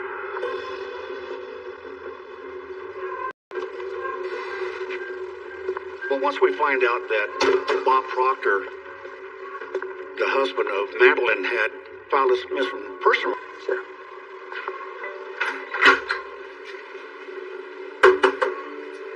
Well, when we first contacted Bob, we let him know that we were there in relation to the missing person report he filed. Did you find her and Liz? Are they okay? I think we should discuss this inside.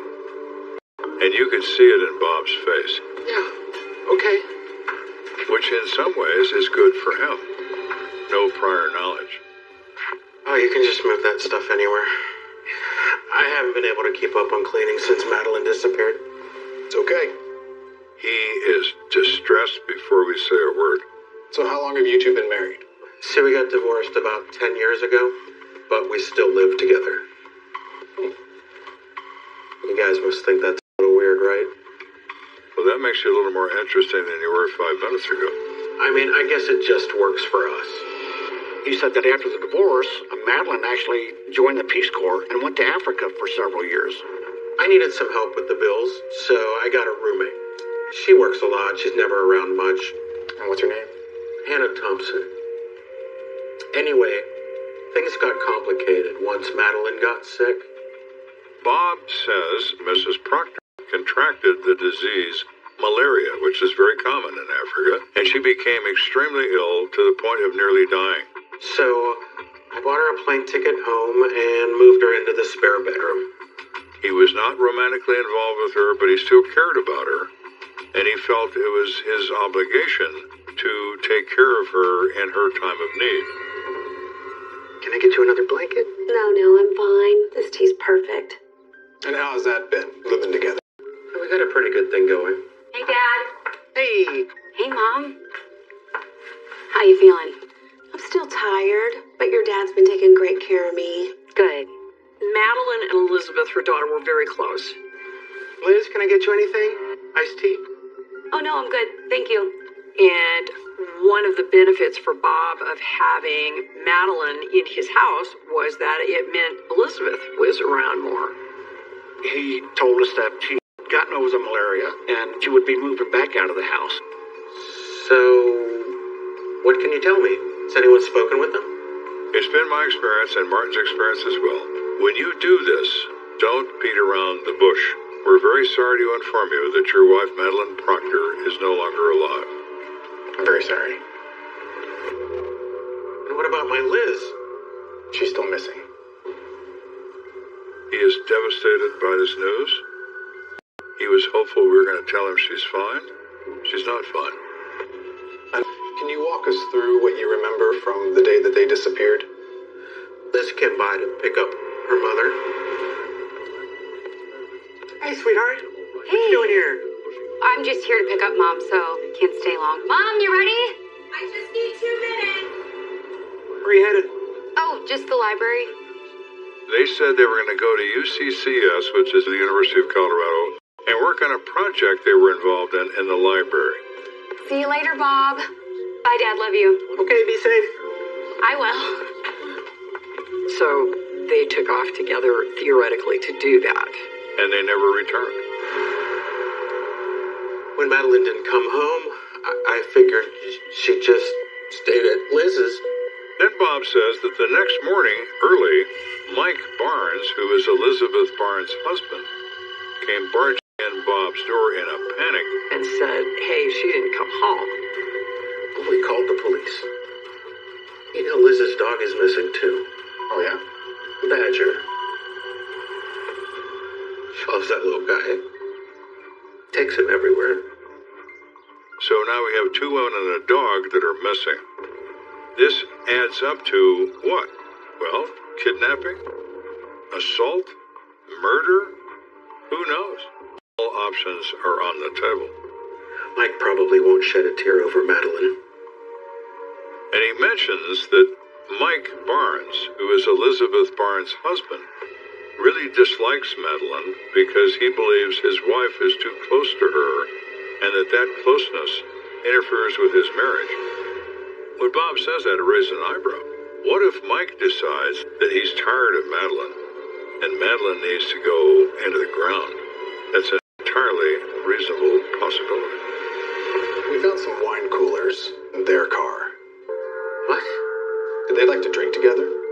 No way. He said that we're both relatively straight and sober all the time, and he didn't have any reason to believe at all that they would be out drinking. And Madeline's vision is so bad, she can't even drive. There's no way she could make it up there in the mountains alone. So if anybody was driving that car, it would have been his daughter, Elizabeth. Please, you have to find my Liz. I promise you, we'll do everything we can to find her. Again, I'm very sorry. At this particular point in the investigation, I think it's important that we go back to where Madeline was found and do a thorough search. Is Liz somewhere on that mountain? We're gonna need some help out there. All right, I'll get a team together.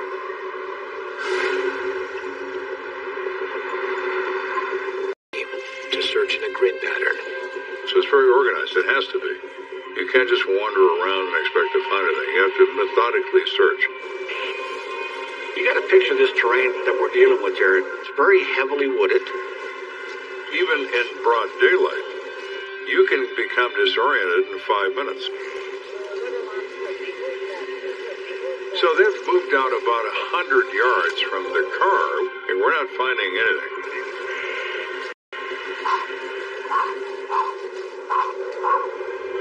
Here we go. We start hearing a little yip. This way. Hear that? It's not very good either. As we get closer, it's obvious there's a human body laying on the ground. And on the chest of this body is this little dog. Looks like she's been here at least a few days. Holy Something was feeding on the face of the victim. Man, that's off. Unbelievable. It is a horrifying vision that many people have never seen, and they're very distressed by that. We may have found our missing daughter.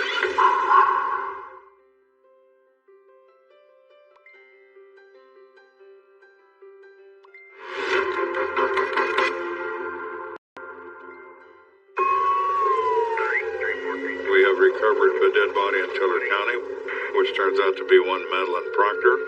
We're now present at the scene where we made a gruesome discovery, and we assume this is the missing daughter. That must be Elizabeth Barnes. And her dog. This was even hard to report on. She still had her bulldog on its leash, on her wrist. It had begun to eat her. The dog was feeding on the face of the victim. It's hideous, right? Man, that's awful. I had never in my life seen anything like this before. I gotta go guess. It's quite disgusting, and it overwhelms some of the officers that are there that have never seen something like that. In its defense, this dog had been stuck without a way to get off of this woman for several days. What happens is the pet is licking the face, saying, "Hi, like, wake up." And then, it kind of starts tasting good and they're hungry, right? And so it's a matter of survival. You can't fault the dog for wanting to remain alive. Hey, buddy. It's all right. Yep. That's right. Fitting. We just know that this dog was very traumatized. We also knew that we, quickly as possible, had to remove this dog. While we wait for the coroner, let's cut the leash and give the dog to the Humane Society. Okay, and I noticed these over here, too. There's footprints everywhere. That's a strange pattern. Footprints can identify people just like fingerprints. Is this scene going to tell us that she was running from somebody? You want me to call in our crime lab? Be good. So we're going to get the lab up here to do a proper crime scene search. day, the coroner updates the team. In all honesty, there's not very much I can tell you at this point. He examined the body, and he found no other signs of trauma to the body other than what was obvious to this body's face. And said the damage was post-mortem, after death, carnivore involvement, i.e. the dog. I did find this, though. And he finds a driver's license in the pocket of the jacket of this woman. And it's Elizabeth Barnes. You know how long she's been deceased? I'd say probably 7 days or so. That corresponds with the date they were both reported missing. We'll have to wait for the autopsy to determine the cause of death. All right, thank you. Good luck.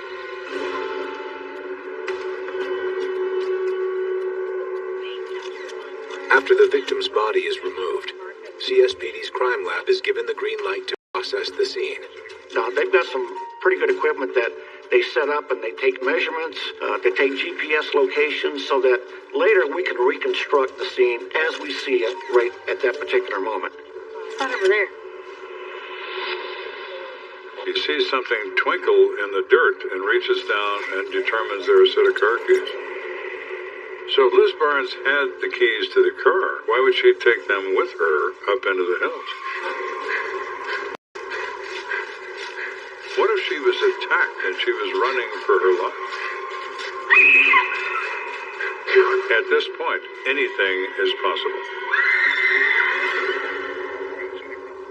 So after they conduct that search of those footprints, they report to Martin. Martin, team's finishing up right now, but we're pretty confident in our findings. And what's that? And they tell Martin that those are all belonging to Elizabeth Barnes. Every single print is hers. She had fallen down several times. She was walking in multiple directions. It was obvious that there was only one person up on that mountain. The footprints told them that this person appeared to be disorientated. At some point in time, she was crossing over the same tracks over and over again. And why would she do that? So the mystery to Mike Barnes.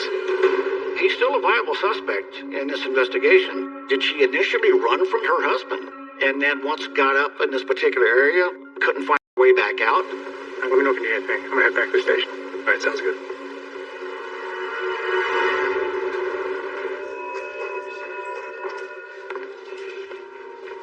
Thanks for coming down. Please, have a seat. Okay. Mike was certainly somebody we wanted to pay attention to in case he might have some criminal involvement in this. I heard about Madeline. Did you find my wife?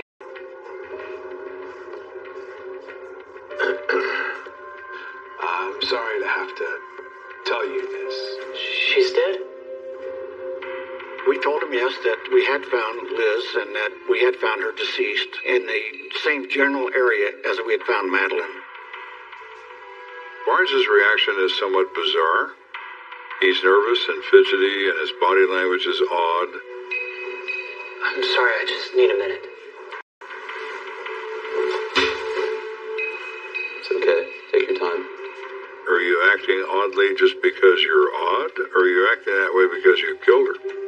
So, now what? We just need to ask you a few questions. Seriously? We had to ask him about his relationship with his mother-in-law, Madeline, and we told him we had information that there was some bad blood between the two of them. It's not that I didn't like her. She was just always around, putting a strain on our marriage. Can you tell us where you were the day that she disappeared? Yeah, I was at work. You can call them and check. Do you mind? Sure. Excuse me for a moment. Mike was always concerning to me during this entire investigation because his demeanor was just not consistent with how I would expect a reasonable person to act. Checks out. Except for the fact that he had a clear alibi. We could verify through his employer that he had been at work. I never wish any harm on Madeline. We just weren't close. And if I'm being honest, I always thought she was a bad influence on my wife. Well, what do you mean by that? It was very strange. I mean, the mom was 54 years old. The daughter was 26. That's not really your pattern for being a bad influence. Like, for example, the last time I saw Liz, she was all dolled up. Wow.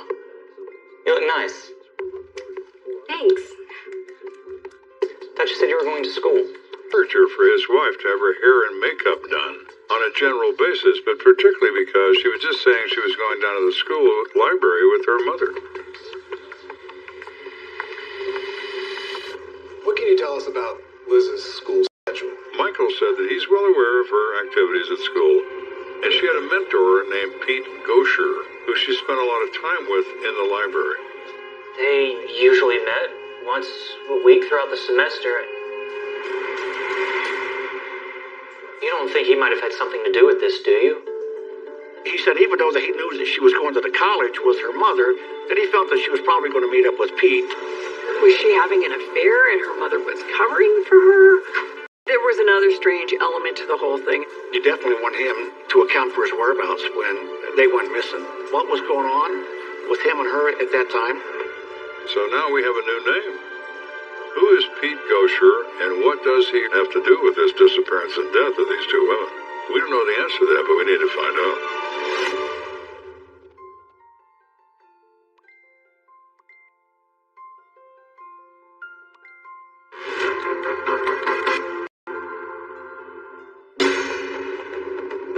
We're investigating the mysterious deaths of 54-year-old Madeline Proctor and her daughter, 26-year-old Elizabeth Barnes. We have uncovered a new person of interest. His name is Pete Gosher, that may have had an arrangement to meet with Elizabeth Barnes on the day she disappeared. Well, now at this point, we want to go talk to people at the college. Did he meet with Liz, and if so, what was the conversation? Hi. I'm Detective Martin, and this is Detective Course. How can I help you? So they asked her if she remembered seeing Elizabeth Barnes or Madeline Proctor on Friday the 18th. No, I don't think so, but I mean, that was a while ago. Do you have a sign-in sheet that I could see just to be sure? Here it is. Great, thank you. Martin checked those sign-in logs for the date of disappearance and found nothing. So the likelihood is great that she was never there. What about a Pete Gosher? Oh, yeah. He's right there. Sure, we'd love to talk to him, so we went over and introduced ourselves. Excuse me. Are you Pete? Yeah. What can I help you with? Do you know Madeline Proctor and Liz Barnes? Well, sure, I know Liz. He said we're in the same class together, and we work together in the library on projects that are connected to that class. I would call us study buddies. Fridays are our usual study days. But I feel like she's been blowing school off. I hung around for an hour, but she never showed up. And she never called him to tell him that she wasn't showing up, so he was a little put off by that.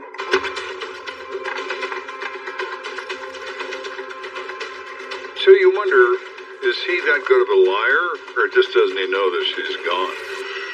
Sorry to have to tell you this, but we found the bodies of Liz and her mother up in Teller County. What? You mean Liz is dead? I'm afraid so. We need to know what kind of relationship you and Liz had. Excuse me? He is generally shocked and insists that it was only a study relationship. The Friday they disappeared, you were supposed to meet with her. Can you recall what you were doing that day? Yeah. After the library, I went to a lecture. And we were able to verify the fact that he was at that lecture. So he's ruled out as anybody involved in the disappearance of these two ladies.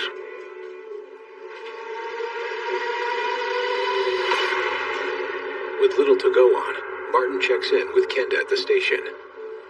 We're going nowhere fast with this one. So what do we know so far? Well, we can eliminate the school, that's for sure. What if they never planned to go to school that day? What if they lied to their family? That's an interesting thought. Let's take a look at the map. What were they going to, and why are there wine coolers in that car? Let's see. It's where their house is, right about there. It's only a few miles from where they resided to the University of Colorado. And they came up 24. And yet when they're dead, they're 70 miles plus from where they live. I think I know where they were headed. My thought at that point is it's pretty obvious then that they were headed to Cripple Creek. They probably missed the turn at Divide. got lost. That would explain why they're all dressed up. If you're looking for a place for entertainment when you go west out of Colorado Springs, Cripple Creek is going to be the best destination because of the casinos and the limited stakes gambling. And of course, every casino serves lots of alcohol, and it's free, so it's a very easy place to go to if that's your intention.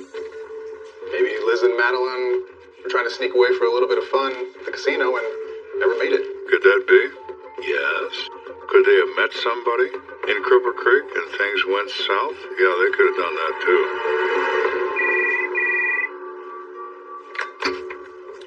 It's Kenda. I get a call and it's the coroner's office.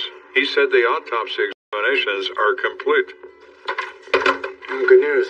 The coroner's determined to... This case, if someone murdered Madeline Proctor and her daughter Elizabeth Barnes, how did they do that?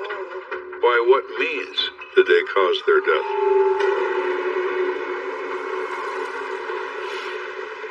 Hey, Doc. Hey, detectives. Thanks for coming down so quickly. So what do we know? Well, I have to say, this is a really strange case. There was no outward signs of trauma to either body, other than the dog eating part of the face of Liz. So there's no bruising, there's no punctures, there's no hypodermic marks, there's no gunshot wounds, there's no stab wounds.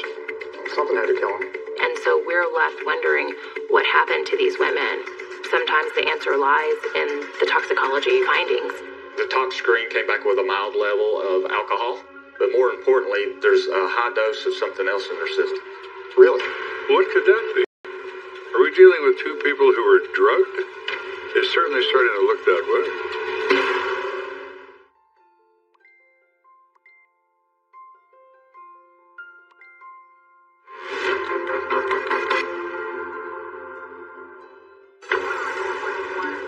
At long last, we are finally closer to discovering what happened to Madeline Proctor and Elizabeth Barnes.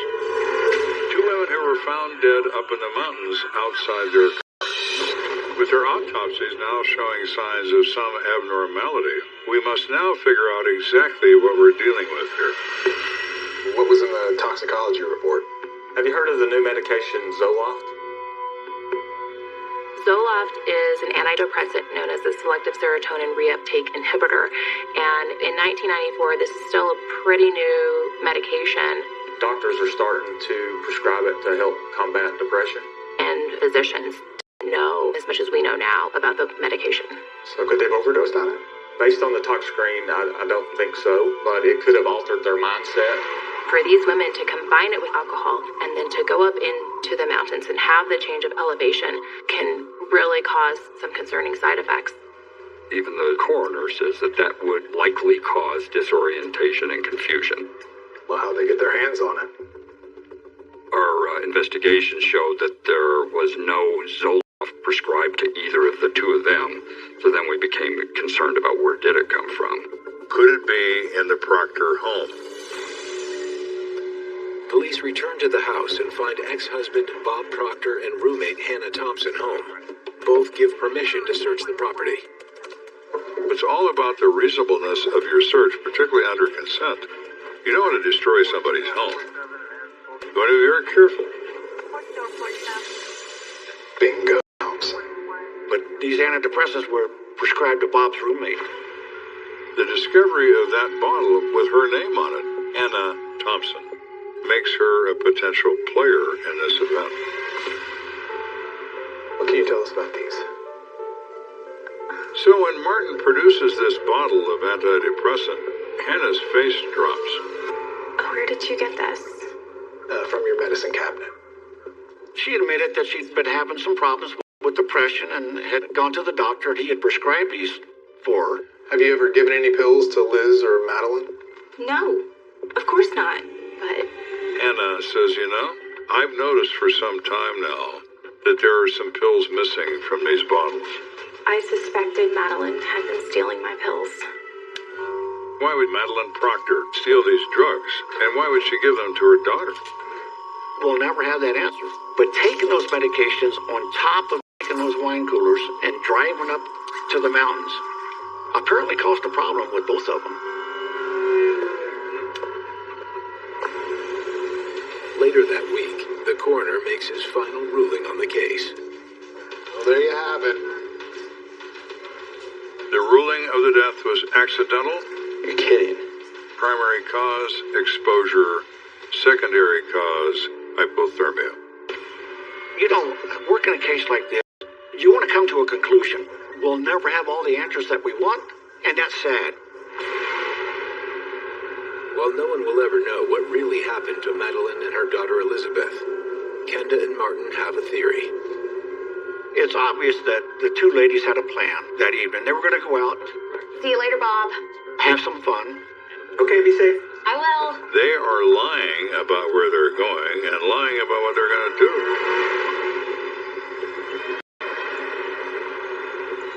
I can't believe they bought it. Right, Badger?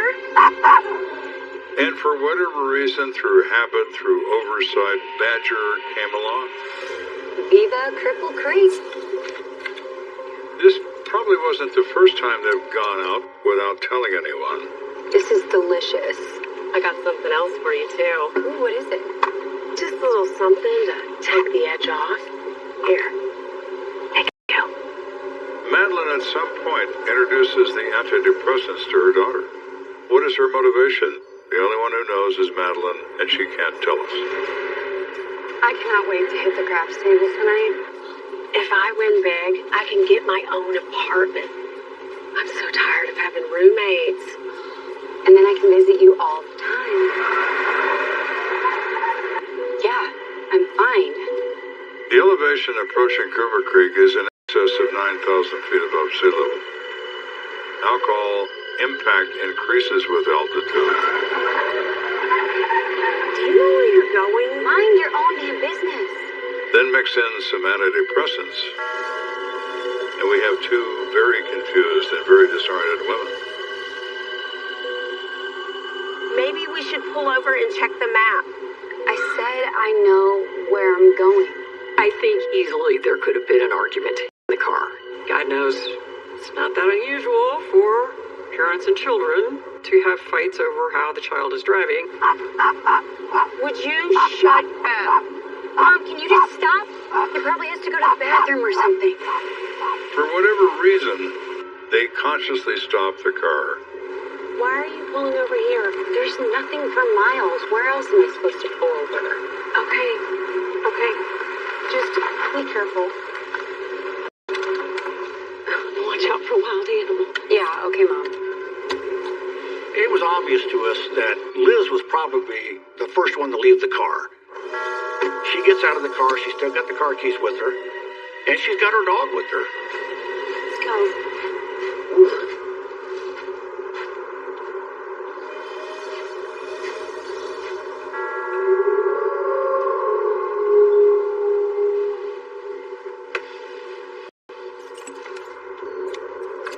When her daughter doesn't return, Madeline starts to panic.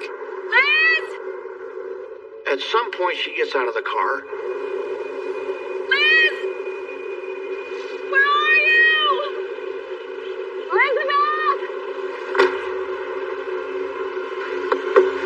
Damn it!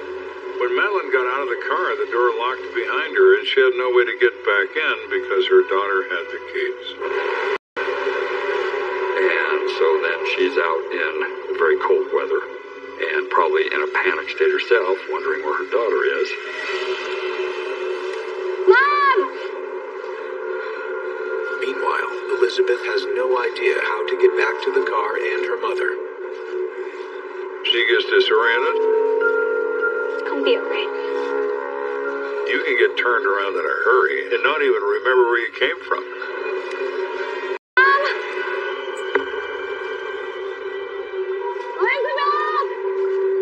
Tragically, mother and daughter are only 100 yards apart. And it's not long before hypothermia begins to set in.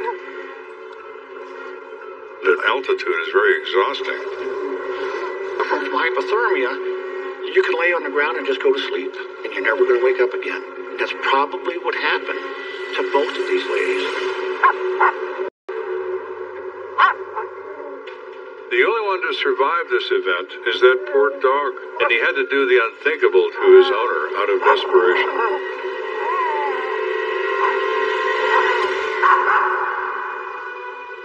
The daughter was in nurses training. The mom had been in the Peace Corps, and to lose them to a bizarre situation like this seems like really kind of a loss for everybody. As far as we're concerned, case closed, accidental deaths. That case will never be closed for Bob and Mike. They'll live with this for the rest of their lives, wondering what happened and why did it happen.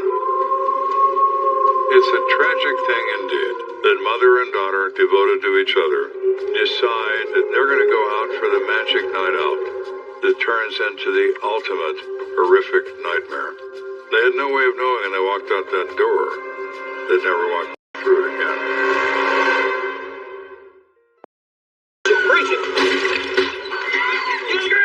Two investigations from the case files of Lieutenant Joe Kenda. First, a young couple's date night ends in tragedy. His chest is covered in blood. He did not deserve to die.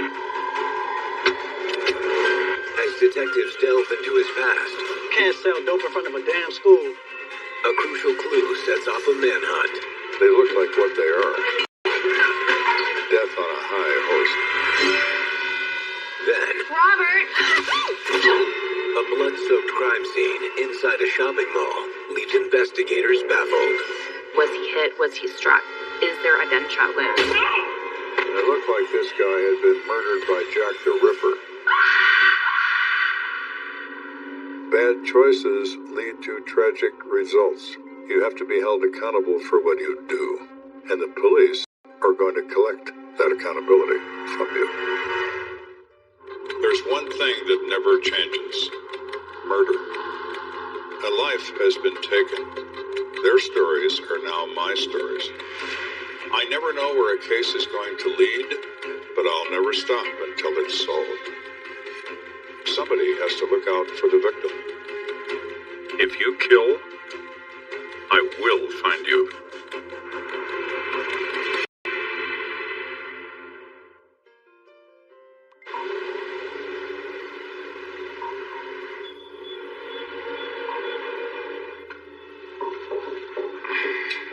It's just after 2 a.m., and 29-year-old Deanne Parker is exhausted after working the late shift.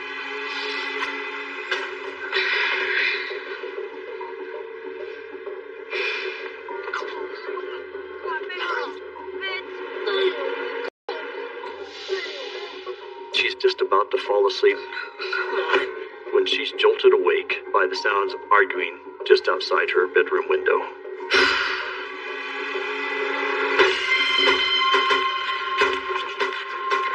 But then she heard some gunshots.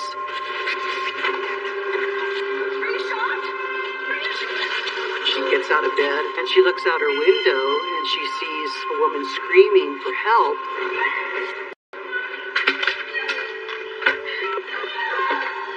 Listen, somebody might be in trouble. There's a girl yelling down the street screaming, "Get here quick, hurry, please."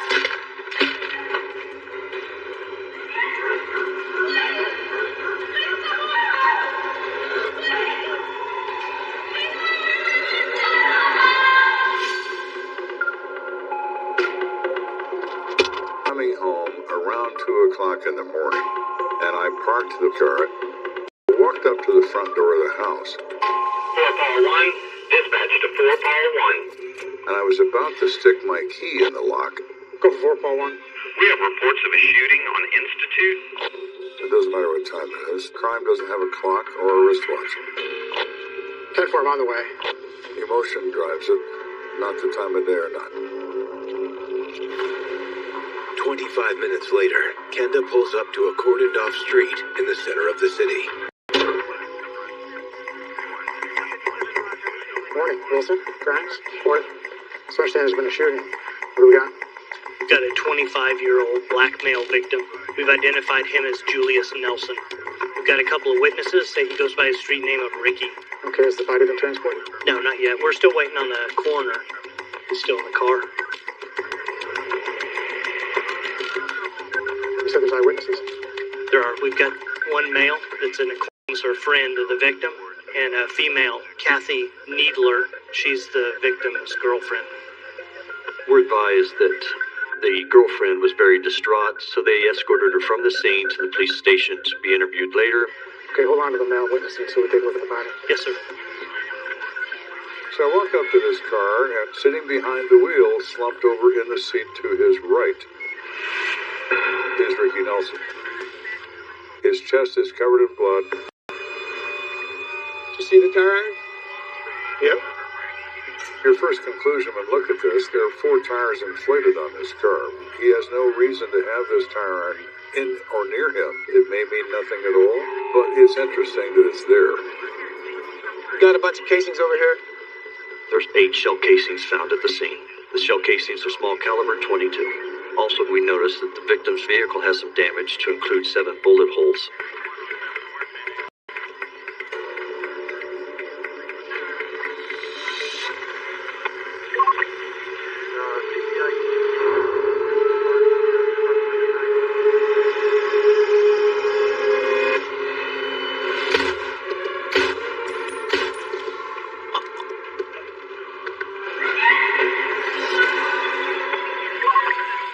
This generally happens in the case of an unqualified shooter, somebody that really doesn't know how to use the gun, just pulls the trigger until it stops going bang, and points this in the direction of the victim. Okay, witness? Yes, sir. So we've looked at this crime scene, and now the patrol officers have a witness present in the back of a patrol car, whose name is Walter Walker. Chef C. So you're friends with Mr. Nelson? Yeah, me and Ricky. We go way back. He goes by the name of Scappy. He tells us that they've known each other since they were children, and it's clear to us that he's very upset over the loss of Ricky. So what went on here tonight? I don't know. We was driving around, and I got out the car to pee, and these 2 dudes showed up. He says 2 males approach him, and they talk. He doesn't say about what. And they're in some blue car, and all of a sudden it goes way south and everything goes down. I don't know. It just got control real fast. Those boys were crazy. He gives us a physical description, which is relatively vague. Here's the thing, Mr. Walker. You want us to find who killed your friend? We're gonna need some more information. I told you it was a blue car, right? Listen, we know you're not telling us everything. I got a pretty good idea why. This particular murder occurred in front of a house that has a history with the police department. It's known to be a crack house. All right, you're ready to go. But I want you to think about everything that happened here tonight. If you can remember any names or details, give me a call. Yes, sir. You got it. Scappy is not chargeable with an offense. It's not against the law to drive around at 2 o'clock in the morning. He is a witness. Nothing more, nothing less. Think he'll drop your line once he gets his head straight? That's unlikely. Why don't we pay a visit to the house next door? Crack house? Hard to get a warrant this time of night. Now, we don't need a warrant to knock on the door and ask a few questions. True? Worth a shot? We don't know exactly why those shots were fired, so all options are on the table.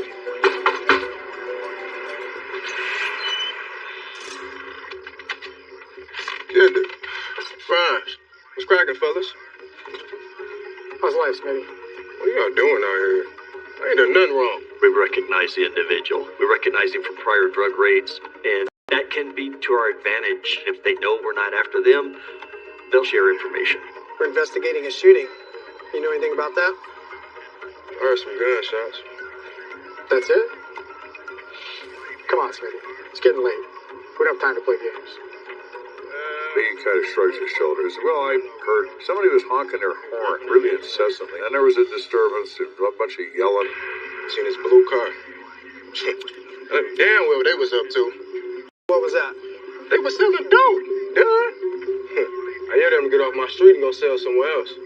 I told them people here, only be buying from me. The response back, according to Smitty, was these individuals told him. I went back in the house. Nobody wants to talk to the police, and the way to avoid that is not see.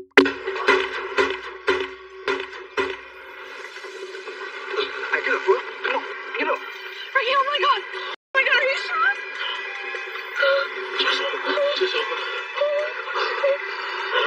Ricky then returned back to his car.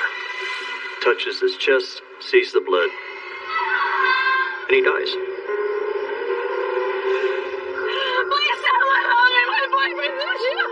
He looked at me in my eyes and he said, always remember 2 things. First, to always take care of yourself. And the second is that I love you very much. Ricky's head went back like this and he was gone.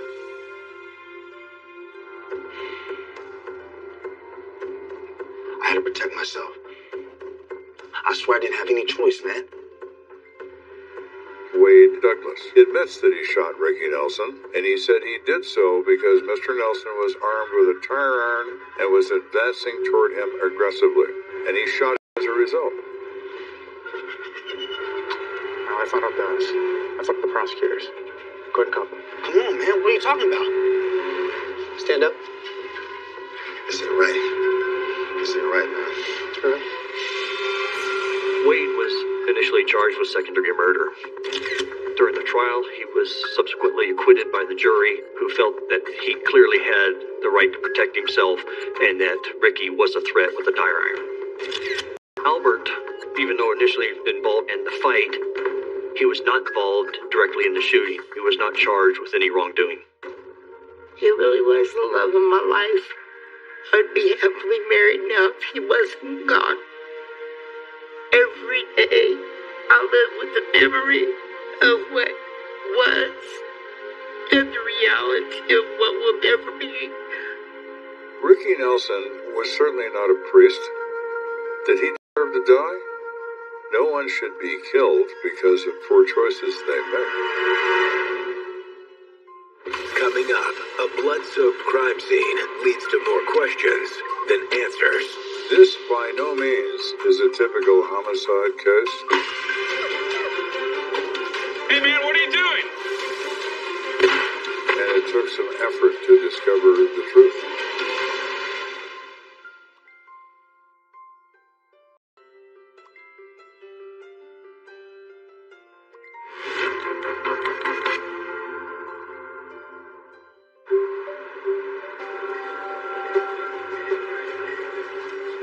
It's a typical Saturday morning. 16-year-old Jessica Barnes is on her way to work at the Chapel Hills Mall. Hey, good morning, Ed. Nice to see you, Jessica. You too. And when she gets to the shoe store that she works in, Hey, Robert. Are you in there? the chainmail is still down in front of it. She's expecting that the store manager is there. Robert? That's weird. So she's wondering, why hasn't he opened the door up yet? Robert, I'm here. So she takes her store keys and goes around to the back of the store to unlock the door. When Jessica goes inside, Robert, where are you? she sees her manager's bag sitting there and she thinks, well, maybe he is here. He just hasn't turned the lights on yet. Robert? Robert? As she's calling out for her manager, she all of a sudden slips on something on the floor. Ew.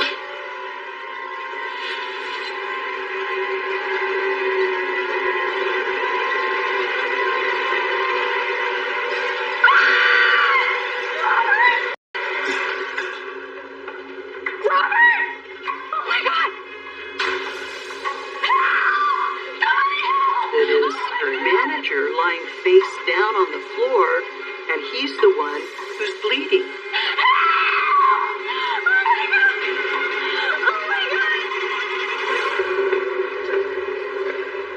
A short time later, Kenda and his team arrive on the scene.